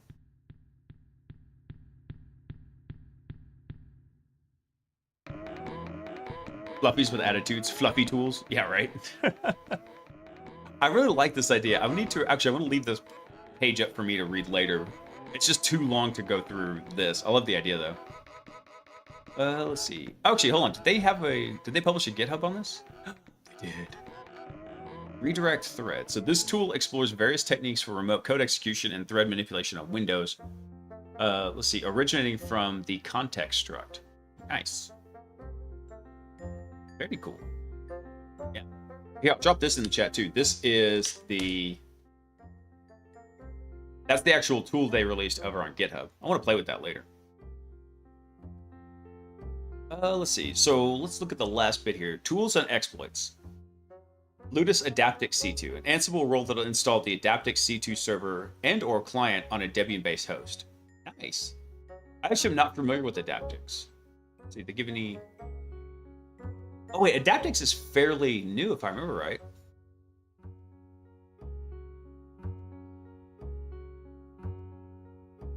Extensible post-exploitation and adversarial emulation made for pen testers. Daptic server is written in Golang. It allows operators flexibility. The GUI client is written in C++ Qt, allowing it to be used on Linux, Windows, Mac OS operating system. Ooh.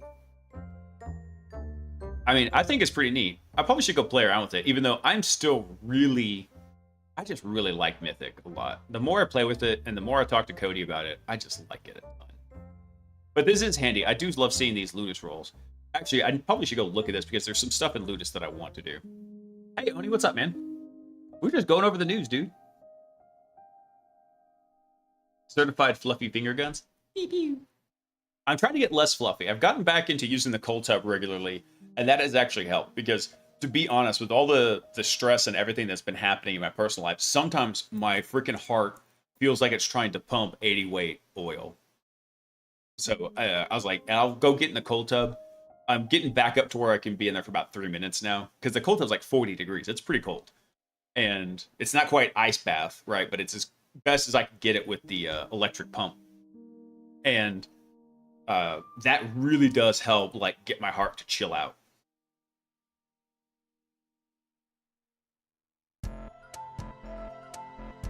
Browsing Twitch, trying to find cybersecurity streams, chat with, and learn from. Dude, but you're in the right spot, man.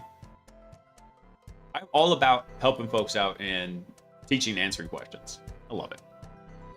Let's see. Oh, actually, this was really cool. Future of CertiPy. There was a big update to that. And thank you for coming online, Phantom. Appreciate it. Speaking of C2s, let me send you something. The most sketch thing I think I've ever heard you say, Syke.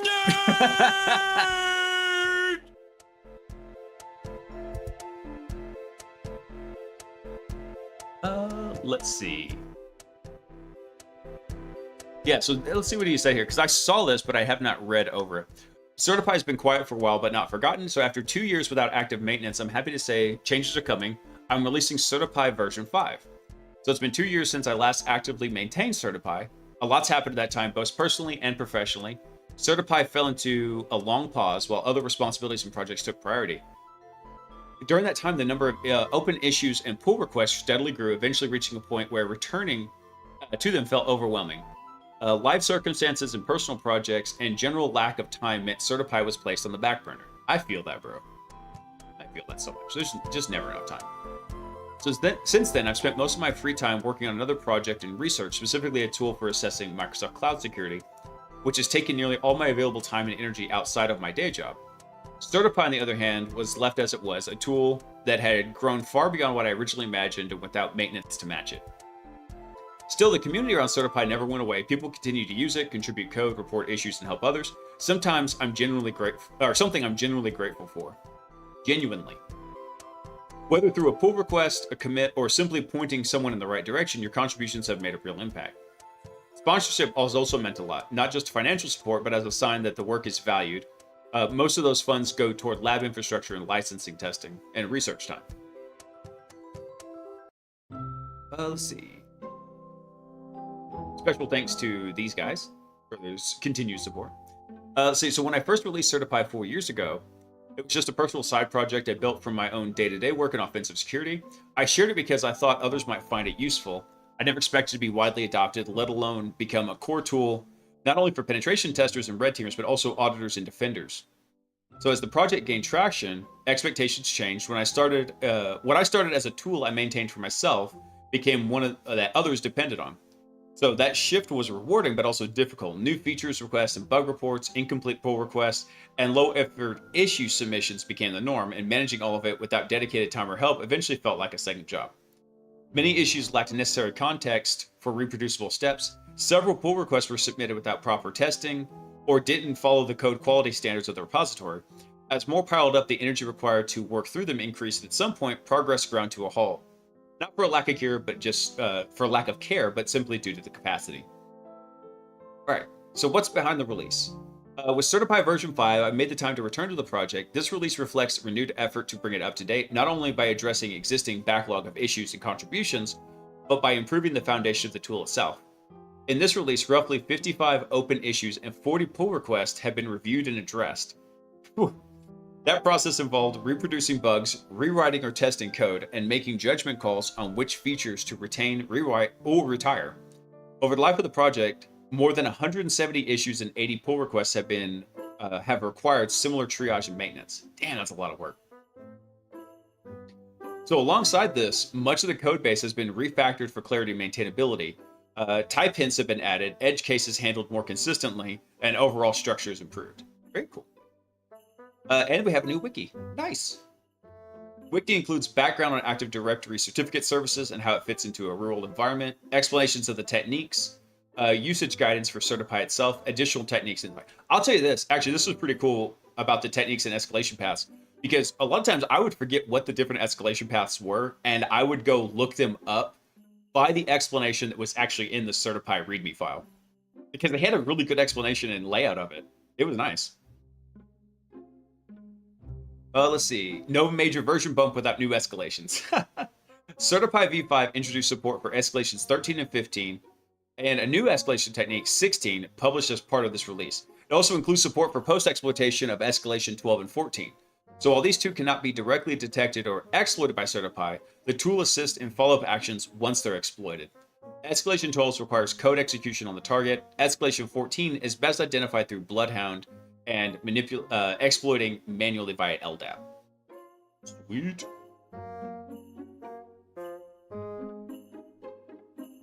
Check the DMs whenever you can. Yeah, I'll check them here in just a minute, Psych.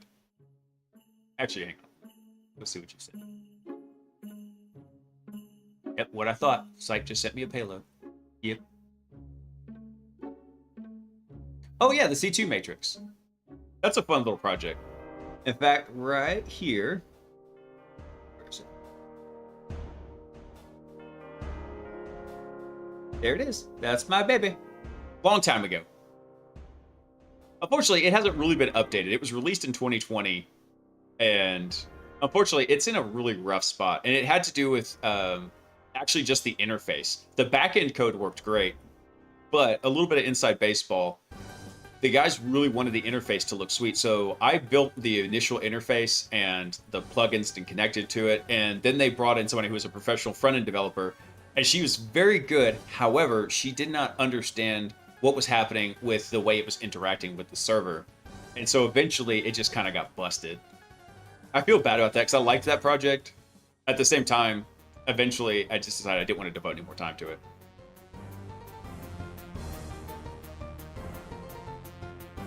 Most companies have access to LDAP without SSL from within the DMZ. Yeah, right. What, Sin, did you change your username?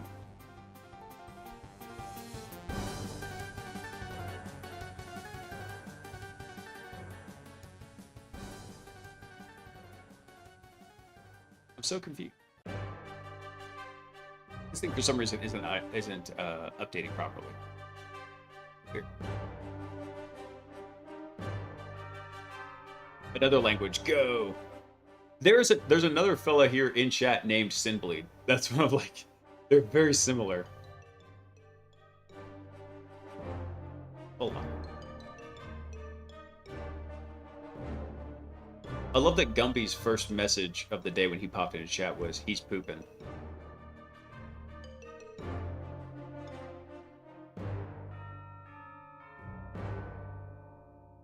Is it similar or synimilar?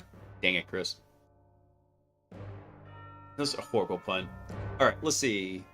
Support for hardened environments. So other updates to Certify. It's now a must in modern ADCS environments. So certificate enrollment over HTTPS with channel bindings is enforced. So building on previous support. Relaying to HTTPS endpoints when channel bindings is not enforced, which expands the attack surface coverage. LDAP signing and LDAP-S channel bindings are now enabled by default, matching modern AD hardening guidelines. Nice. NTLM and Kerberos authentication are now fully supported across LDAP signing, LDAP-S channel bindings, and HTTPS channel bindings. Sweet.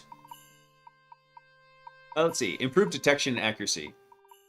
Let's see. Detection logic and exploitation checks have been refined across all platforms. Escalation 1 now avoids false positives and false negatives caused by misinterpreted permissions. Very cool. Yeah, because there was a lot of times I'd use Certify and it would misattribute Escalation 1 on some things. Escalation 8 now checks for HTTPS availability and channel binding enforcement, reducing both false positives and negatives. Yeah, that was always an additional check I had to make with Escalation 8, which is relaying basically doing an NTLM relay to request a certificate for a system. Let's see, the HTTP engine has been upgraded in the entire codebase, improving compatibility. The find command now provides better explanations of why a CA or template is vulnerable. Very cool. Hey, Craig, thanks for coming on live, man. Welcome in. Let's see. The find command also highlights vulnerable principles, extends detailed CA template configs for deeper analysis, and remarks to clarify the context of the finding. Cool. Looks like he added some quality of life improvements too. Escalation 4 abuse has been improved for consistency and safety, and better restore handling. Awesome. No more silent file overwrites. You'll be prompted if the output file already exists. Certipy will auto-create new file names with a random suffix. Failsafe output fallback. So if a file can't be written, like due to a permissions issue, Certipy will dump the results to standard out in a base 64 encoded binary. Also, many more LDAP authentication flags are now supported across commands. Sweet. Oh, cool. So you can also add, he added a debug flag. Oh, actually, no, he moved it, where it's a global command instead of an independent one. Gotcha. Functionality retired. Let's see. Bloodhound integration has been retired. It was originally meant as a temporary solution until native functionality was added to Bloodhound itself, which has since happened in its more comprehensive way. Windows-specific functionality such as SSPI and ticket injection via PTT has also been removed. These relied on third-party code that was harder to maintain. Tools like Rubius already handle these more effectively. Yeah, I've never used Certipy for SSPI or passing the ticket. That's what this is. Pass the ticket is a way that you could, if you captured somebody's Kerberos ticket, you could inject it into a process so that you could use it.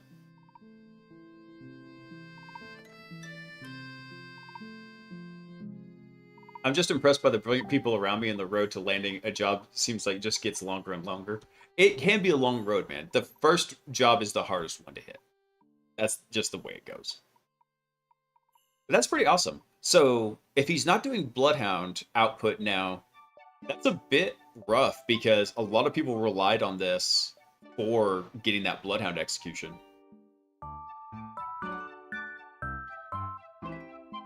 I mean, I understand the change in this too, removing the Bloodhound integration, because it also had to, this was not originally part of the original Bloodhound. So before Bloodhound upgraded to Bloodhound Community Edition, you still had to use a forked copy that Lyak, I'm going to say, had put out that added all of those certificate primitives. They're in Bloodhound Community Edition now, but I think he's just getting burned out on probably updating that. And I don't blame him. It can be really difficult.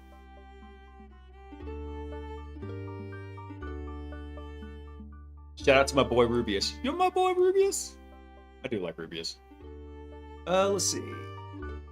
What is this? Neo for LDAP. A query and visualization tool focused on Active Directory environments. It combines LDAP syntax with graph-based data analysis in Neo4j, offering an alternative approach to tools like Bloodhound. Take a quick look at this, because honestly, Bloodhound's pretty awesome. Especially knowing like the work that they put into it. And personally, I don't like using LDAP queries because LDAP queries, the syntax is so esoteric.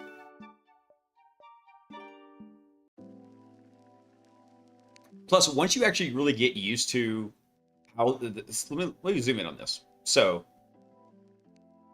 no, I wanted to see the picture. Hold on. Let's see. There we go. No, open image in it. There we go. So, look at this. Writing Bloodhound queries is actually not that hard. What you do is you start with like, what's the class of the thing you want? You give it a particular list of edges and where it's going to end. So you can say, hey, by the way, I want to find out everybody who's a member of this. So what you do is you would search for, let's say user has an edge of member of, and then the target group, and then where the group is. Once you get used to it, it's a very simple syntax. It can be a little challenging just understanding what some of the properties that you can access and some of the edges that you can use, because there's a lot of edges that can happen in here. And you can, if you make it too broad, you get a lot of false positives in here. Yeah, just run the gimme DA in here. Band, you should have been on earlier because we actually were talking about a fun project a guy did where he was just executing a interpreter payload from MSF Venom in a Python environment. Simplified query. Just give me the DA. The fear I is here. Oh, that's too funny. I mean, it's always good to see competition, though, so I like the idea of that. Let's see. Quad C2, utilizing an NCP server to communicate with your C2. Cute. Interesting. I'm not jumping on the MCP bandwagon just yet. Let's see. Intra Falcon, a lightweight PowerShell tool for assessing the security posture of Microsoft Intra ID environments. Helps identify privileged objects, risky assessments, and potential misconfigurations. Nice. Let's see. Net Imposter. Gain another network's host access permissions by establishing a stateful connection with a spoofed source IP. Hold on. How is he doing that?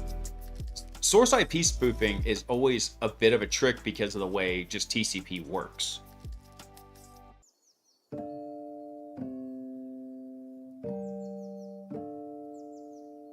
So go to ETH0, impersonate this IP address. We have certain targets. Let me look at the overview of the technique he's using here. Technique for establishing a full stateful TCP connection with a spoofed source IP from the same subnet using ARP poisoning.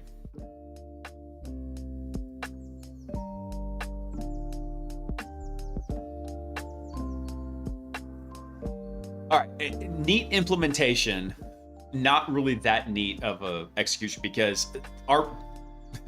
ARP poisoning monitoring should be pretty basic stuff. No, what he's doing, and I can already tell, is he's using ARP poisoning to impersonate another IP address in the environment. And so anytime you're using ARP poisoning, you're going one layer down and you're just shifting data around. So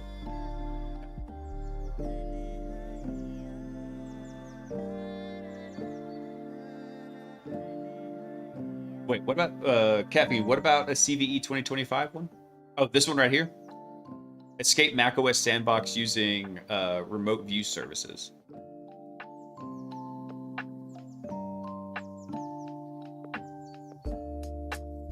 Oh, sorry, I missed your message up there. Read that one. All right, hang on. Let me. I'm going down the list. Let's see. Announcing the official party release of Volatility 3. Dirty Zero, basic customization app using this patch in iOS 18. ARP is the way. ARP is the old school.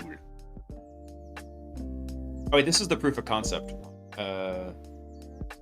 Is this one what you're talking about, Caffeine? Dirty Zero? Or the actual proof of concept? Are Ludus and Proxmox required for RTO1? No, Chris, they're not required. You're provided the lab environment as part of the course.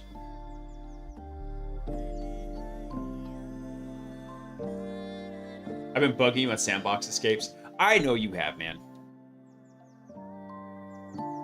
Actually, these are two different ones in here. Because Dirty Zero is built around this 24203, and this one's around 31258. I'm going to set up Ludus this weekend. Dude, you don't even need a full weekend, man. Ludus sets up really fast. You start with a base Debian install with SSH, you run the installer script, it reboots twice, and then you're good to go. Let's see. How is he doing this? Let me take a look at it real quick. What coding language is this in?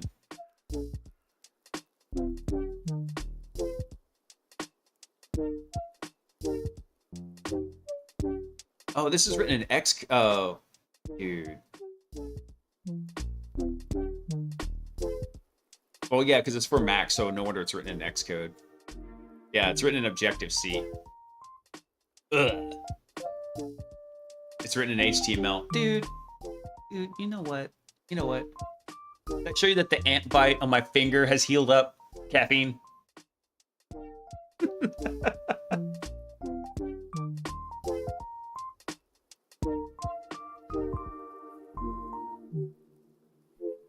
Oh, let's see.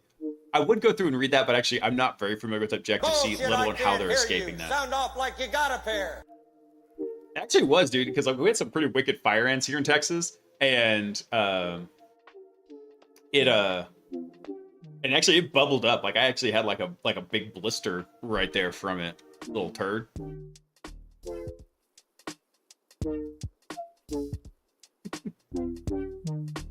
Toxic streamer. Toxic streamer. Very toxic.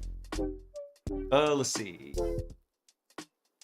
Living off the com type coercion abuse. Technique leverages PowerShell's .NET interop layer and COM automation to achieve stealthy command execution by abusing implicit type coercion. Interesting.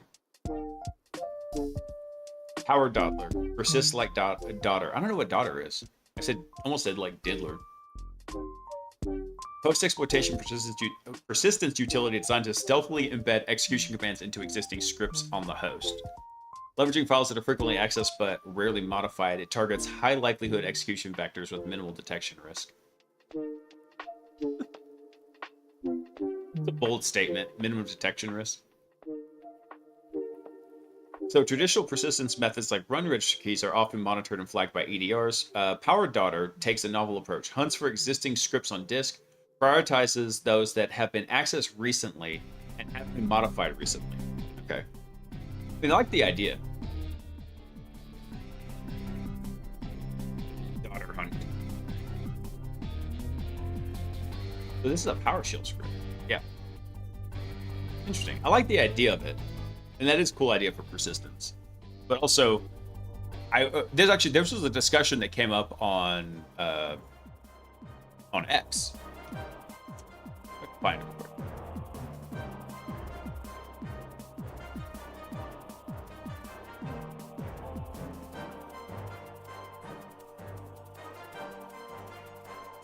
Yeah, so this was something that came up here.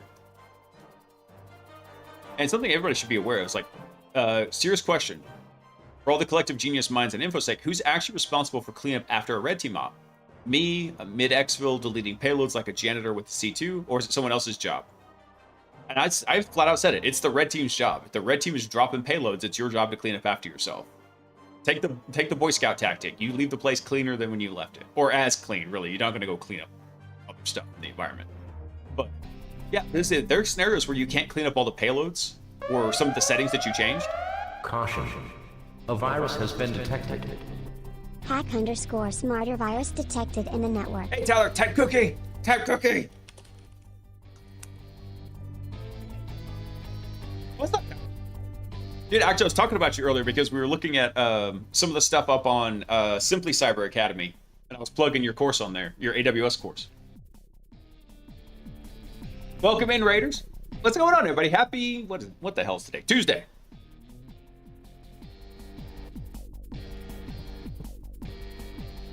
What time is it? Oh, yeah, it's getting on towards 11. It's getting on to Tyler's bedtime. Which I don't begrudge him. I probably should be sleeping as much as he is. I've been abusing myself. Yes, welcome in, everybody. It's funny, we actually were just talking about something. So we're looking at a tool here that is a PowerShell kind of persistence tool. And it's got a neat premise to it. It hunts for scripts that are accessed regularly but aren't modified regularly. So you can, and then go inject into it some backup payload, right? But then this brings up another topic that came up on Twitter, which was basically who's responsible for cleaning up after a red team assessment. And should I be doing this? Should the client be handling it afterwards? I flat out said it's the red team's job after you drop that stuff. Bedtime equals video editing for an hour while I lurk. Dude, I've been slacking on that so much, man. It's 5 a.m. here. Sleep is for the weak. So, yeah, basically I said, hey, after you do this, it's your job to go clean up after yourself, delete payloads. But then also, I go through all of my logs and I say, were there any payloads I couldn't get back to? And then I provide those instructions. Let's see. Hold on. I'm missing the chat here. It's flying now. Let's see. Tricky Master, thanks for coming online. Ferraria, thanks for coming online. And then, who else do we got? Mr. Diesel Doogie, thank you for coming online. I do like a good diesel. I wish I could get a diesel truck. They're so expensive right now. And Cyber 2 thank you for coming online also. Welcome in, everybody.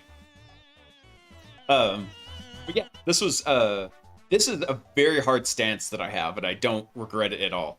It's like, and even if like this was a stealth red team engagement that I was doing, at the end of the engagement, you go non-stealth and you start cleaning up after yourself and making notes of it. And then if there's happens to be something, like if you dropped payloads that you can no longer reach because the system's offline or for whatever reason, if some settings were changed, you have to provide that to the client, because you cannot leave your client in a vulnerable state. You absolutely cannot. That's a horrible thing to do. So I unapologetically, with no wiggle room to it, said, if you're dropping payloads during a red team assessment, it's your job to clean it up. Now, why did I mention that? Because if I'm doing this, it makes the execution and the cleanup process much more difficult. Because then I got to go remember exactly which script got modified and how it was done on here.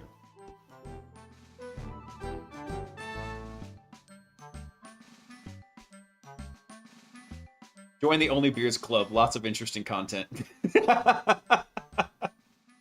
There you go. Tyler, start growing your beard, man, and then we're going to make like an Only Beards cybersecurity. Is that still a thing? I saw pen test courses 15 years ago telling people to clean up after themselves. I know, right? I mean, it's been a common rule. If you're doing shady stuff in the environment, just be a good janitor. Go clean up after yourself. If someone doesn't know that, then they're in the wrong field. Right, exactly.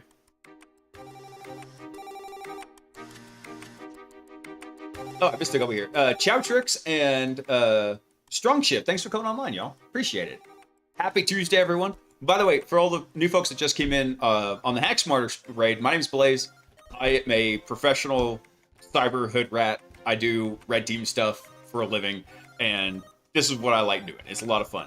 So Tuesday nights, like tonight, we're going through hacker news for the week and just checking on new tools, new tactics that might have been dropped, what's going on in the news cycle, just to keep situational awareness. Security is always changing. You've got to at least be a little bit plugged into the news cycle. Big problem is a lot of people don't take good enough notes to clean up after themselves, and that's a different skill altogether. That's why one of the reasons why I like Mythic so much, Band, is because Cody, who wrote Mythic, before he wrote that, was an operator. And so during that, he knew all the pain points that he had with other C2 platforms, and he corrected them inside of Mythic. The logging is amazing. The searching through the logs could be a little bit fuzzy. I'm working with Cody on that. Telling him some quality of life updates that I want in there. But looking through it, it's great. If I need to go see where I uploaded payloads or where I ran certain commands, it's no problem. Do you mind answering questions? Absolutely. I think it's in the stream title. Yeah. Dude, ask away. I love answering questions. All right, let's see where we have those. Zip smuggling. Python 3 utility for creating zip files to smuggle additional data for later extraction. Ooh, interesting. I might want to take a look at that. It's really awkward to go to a client and tell them they got hacked because the stuff you left behind during the last penetration test. Dude, that would be hella awkward.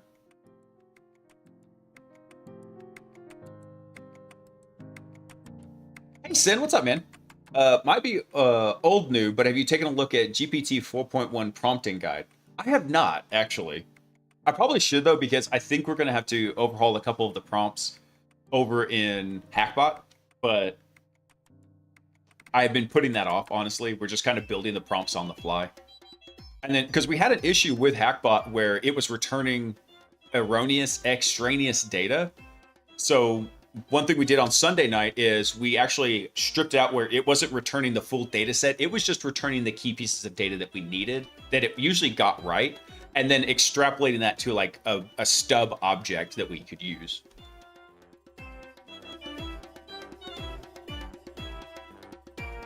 Another thing I've seen before is not cleaning up Dropboxes. Oh, dude. The Twitch viewers never read the stream titles. I know, man. It's fine. Dude, that actually happened to me, Band. I I retested a client one time and they put me on the same laptop as the previous test, like from a year or two ago, and it still had the shadow creds on it from the last pen test. So we actually had to go modify. Crap, what was that tool? Is it Whisker?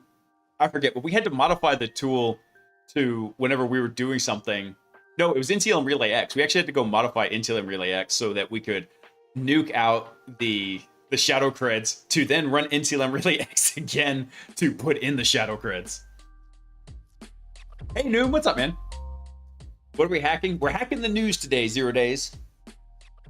The O days. We're hacking the news tonight. Tuesday night is news night.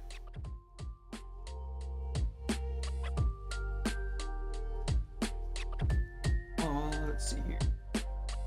Oh, make sure I'm not losing anything in chat. Also, those who don't psexec leaves behind a file anywhere anyone can psexec into that host unless they remove the file. Yeah, exactly. Let's see. I was wondering if you heard my mate Chris Hatton, which is Hatton on Twitter Sec. He did a funny with Lin Pease a while back. I did not see that, Phantom. I don't think I'm following him. Probably should though. What are your thoughts on AI and cybersecurity? It's going to solve some problems and it's going to create new problems. That's the skinny of it. That's like when you break it down to the very fundamental corpus of that, it's going to start solving some problems and it's going to make a lot of basically, and I hate to say it because these are folks that I love, it's going to make a lot of like tier 1 SOC analysts redundant. It's going to replace them. At the same time, you've got guys doing stuff like just throw AI at the wall and see what sticks. And that's going to introduce new security issues. That was one of the drivers for me starting to build Hackbot, was actually to understand how the implementations work and what potential pitfalls I might come across that I can abuse on active penetration tests in the future. What are your thoughts about Mythic C2 for red teaming engagements? It actually works really well, Shiv. Especially if you take the time to go build in your build your own agent in there and you're not using the off-the-shelf agents. Especially if you're talking about a red team engagement. If you're doing a pen test, you could use like Apollo or Poseidon. You could use like the off-the-shelf agents. If you want to do like really strong red teaming, you take the time to use it as the framework it's intended to be and build out your own agents and stuff like that. You could actually do a really awesome stuff with it. I really like Mythic. I like it a ton.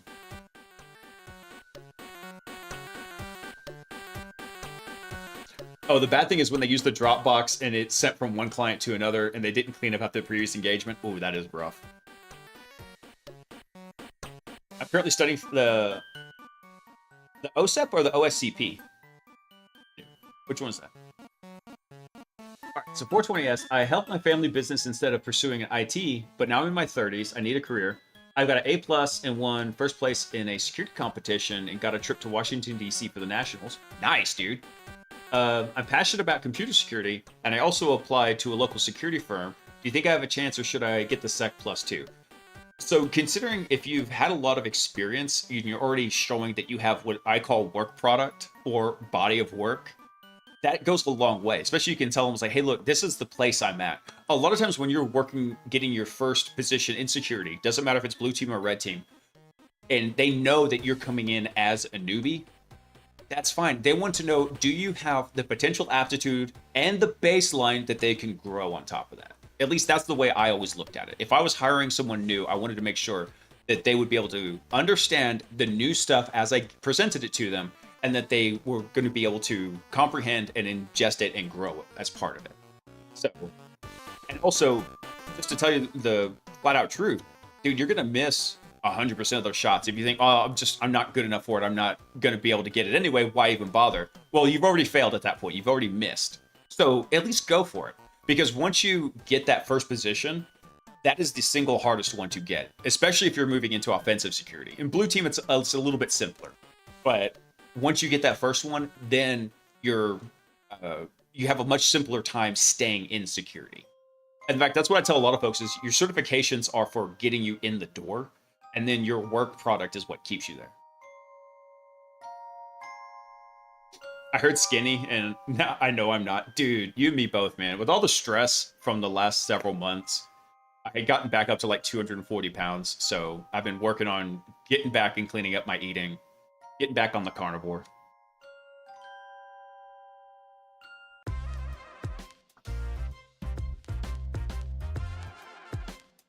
It's also about the, okay, you said, let's see, if they find and gain access to the customer data from the previous testing, if they left the Dropbox, oh yeah, man. No, we had a very strict provisioning that if we ever sent Dropboxes, that it was wiped beforehand and set up with a fresh install before we sent them out.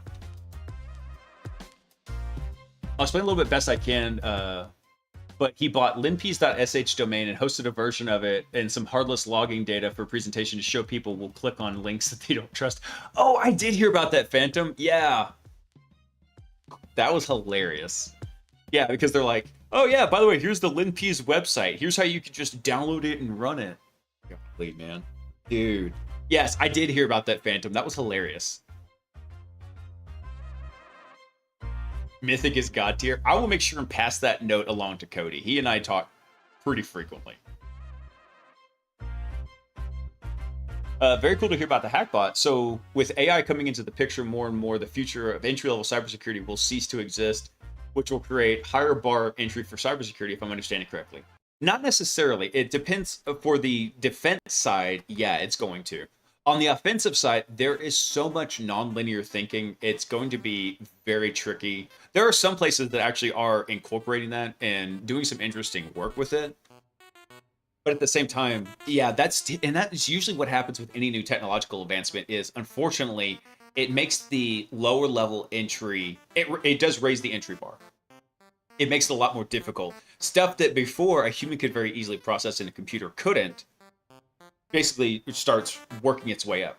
Now, however, it's going to start introducing a lot more interesting effects. Like, think about everybody who's doing vibe coding. One of the funniest tweets I've seen recently was somebody saying, basically doing a GitHub search for vibe coding projects for Selenium, which is the coding language for Ethereum. And so anybody who wants to just go throw a smart contract up on the Ethereum blockchain and was doing it with vibe coding, I was like, oh man, that's dirty, and I'm here for it. Excuse me one sec, guys.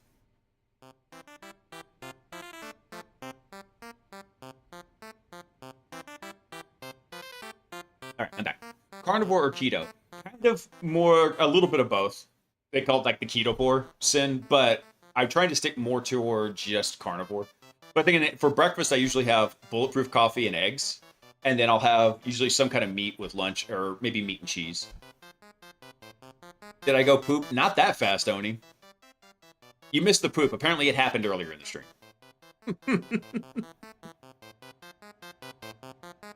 Oh, did I miss anybody here? Let me see. Oh, by the way, 0 days and Aosis? Aosis? Thank y'all for coming online. Welcome in. I hope everybody's having a great night. Dang it, Cypher. You're making the counter inaccurate.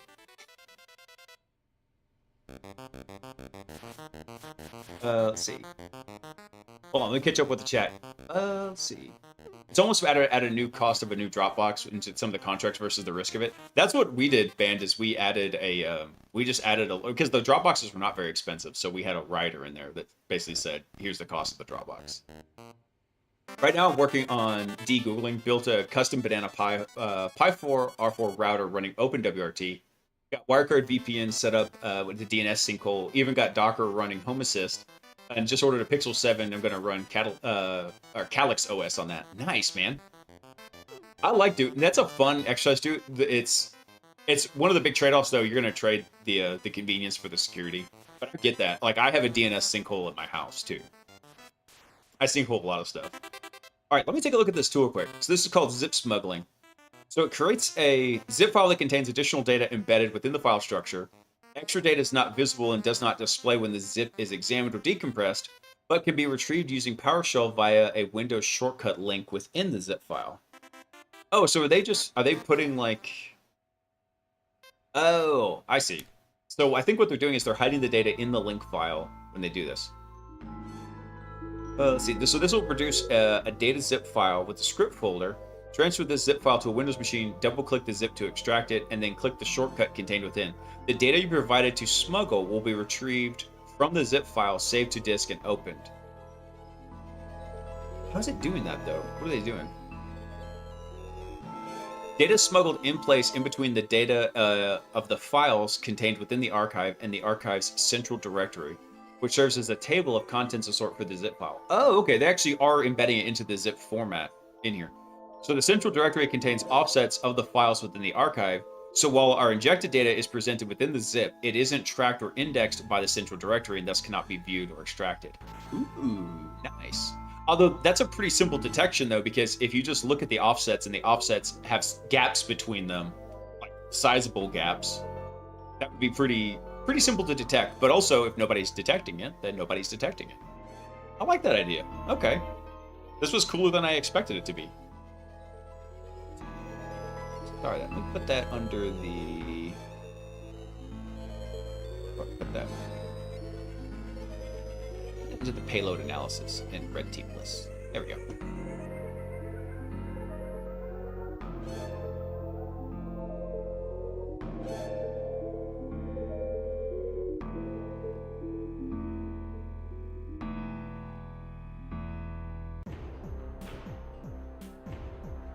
Let's see. Sorry, just checking up on the chat real quick. What's an essential augment for the live stream? Oh, Doogie, thanks for stopping by, man. Appreciate you, dude. Yeah, no, we're getting ready to wrap up the stream here, unfortunately. It was funny because Tyler and I would always, like, see... It was a race to see who could raid who first. But he usually always beats me. Which is typically how it works. I'm just slow. Let's see. Troll disappear key. Loader, which allows loading of executable assemblies, provided a URL, without MZ scanning taking place during the assembly load. Interesting. Interesting idea. Yeah, let's go check it out. What kind of audio trigger for the Twitch stream should be behind the exclamation command? Oh. Attack the planet! Attack the planet! Let's see. So you compile this into an XP. How does it work? So upon assembly load internals, the MZCLR will search registry key for MZ providers to load the relevant provider DLLs.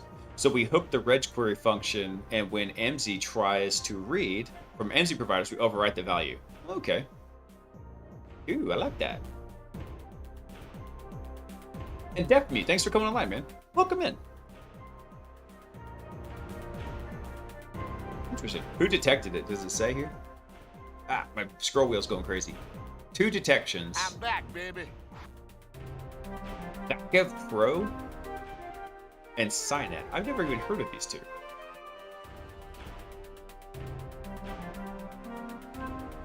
Let's see. So what does he do here? So he runs it, provides a link to like seatbelt and disabled. Okay. So we get that, and then how's he actually running this? Oh, so then he goes and runs and lists MZ provider. So seatbelt actually ran just fine. So during the assembly load, the result is name not found because we hijacked the reg query. Wait, so was disabled?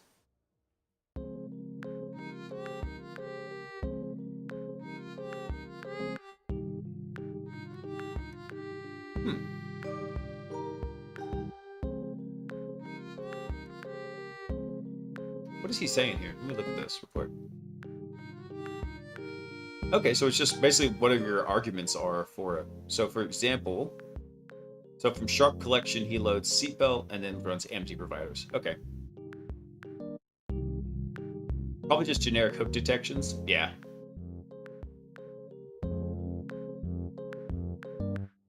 Let's see. Sentinel-1 catches it, yeah. Not surprised there.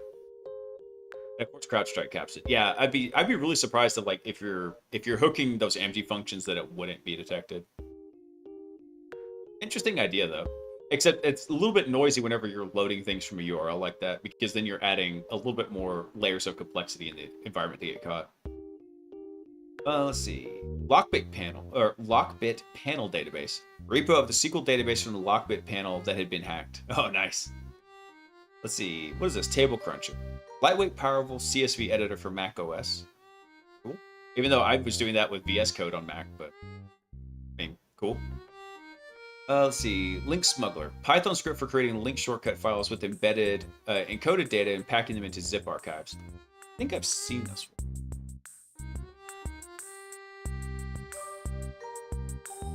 So the resulting link file extracts the embedded files and executes the first file provided so that it can be used with app domain manager techniques, effectively bypassing mark of the web and the download of the files over the internet. So before the embedded file is executed, the link opens up a decoy URL for the user. The idea originated from Blaise Kit. Interesting. Installation. Let me see the usage here. So you run Link Smuggler, you give it a link name, a decoy URL, and the files that you want. And I guess it just executes that first file in there. Cool. Okay, so I like this example. It said you can drop an executable and a DLL, and so you could have it just sit there and run. Which would be nice because if you have like already like assigned, known good binary, and then you have a DLL hijack, you just drop those in there. It helps it blend in with all the noise.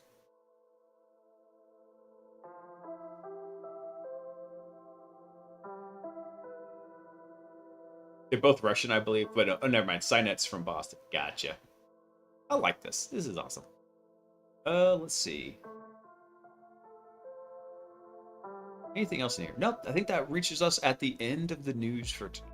So, which is perfect. That's right on time for the end of the stream. Usually we go to about 11, and then now the probability of wife aggro increases exponentially as the night goes on.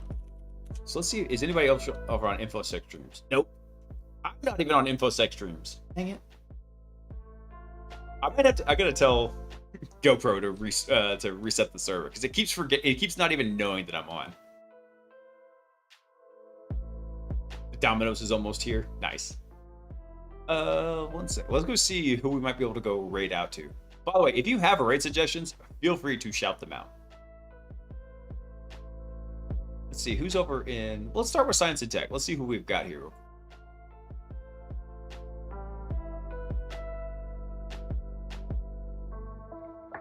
Same category. Let's see who's in Science and Tech right now. Retro Tech TV.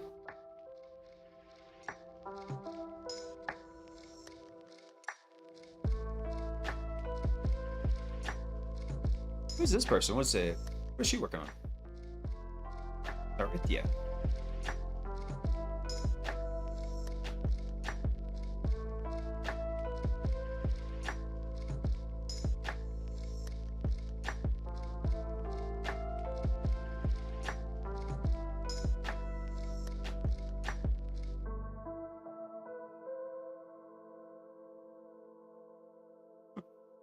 Can't tell what they're working on though. All right, I'm gonna keep them on the back burner. Oh, what happened? Lost my screen. Raid the science streams. Tyler, you troll. I'm not sure if it's actually still up. Let me see if I can.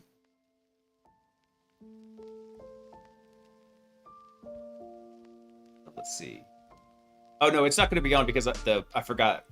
My port forward isn't set up right now, so I can't load the interface. I was going to show you guys Hackbot real fast, just for anybody who hadn't seen it, but it's not up.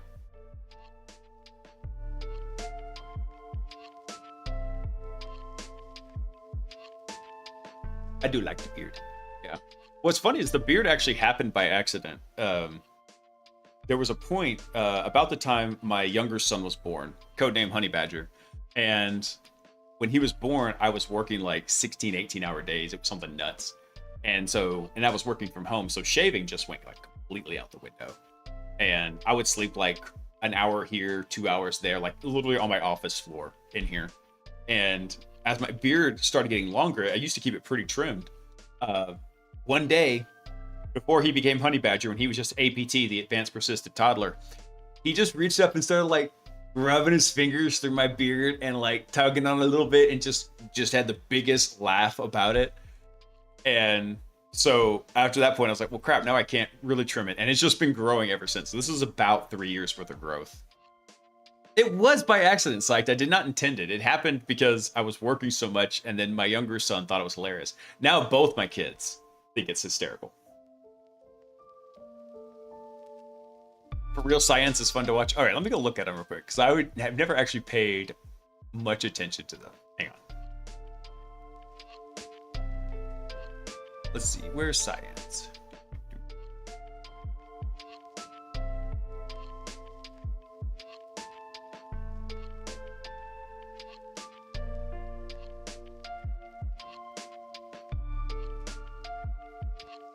They're not showing up in here. Hang on.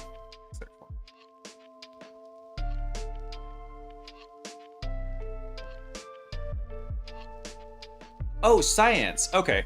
I thought you were talking about like the actual. There's one stream in Science and Tech where they literally have a camera like in an ant farm where they're doing stuff.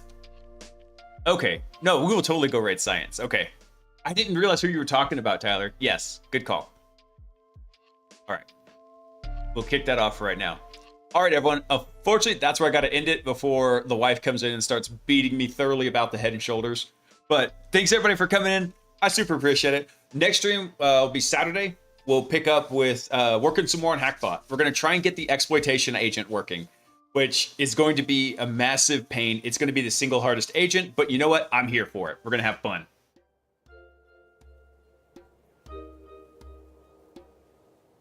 Remember when I fully shaved my beard a long time ago? Kids were stunned at how much younger I looked. I know, man. I would look so much younger if I shaved off my beard. So, but yeah, guys, that's it for tonight. I'll catch you guys on Sunday, and I want y'all to remember one thing, and that is I love you. Peace. Fight the planet!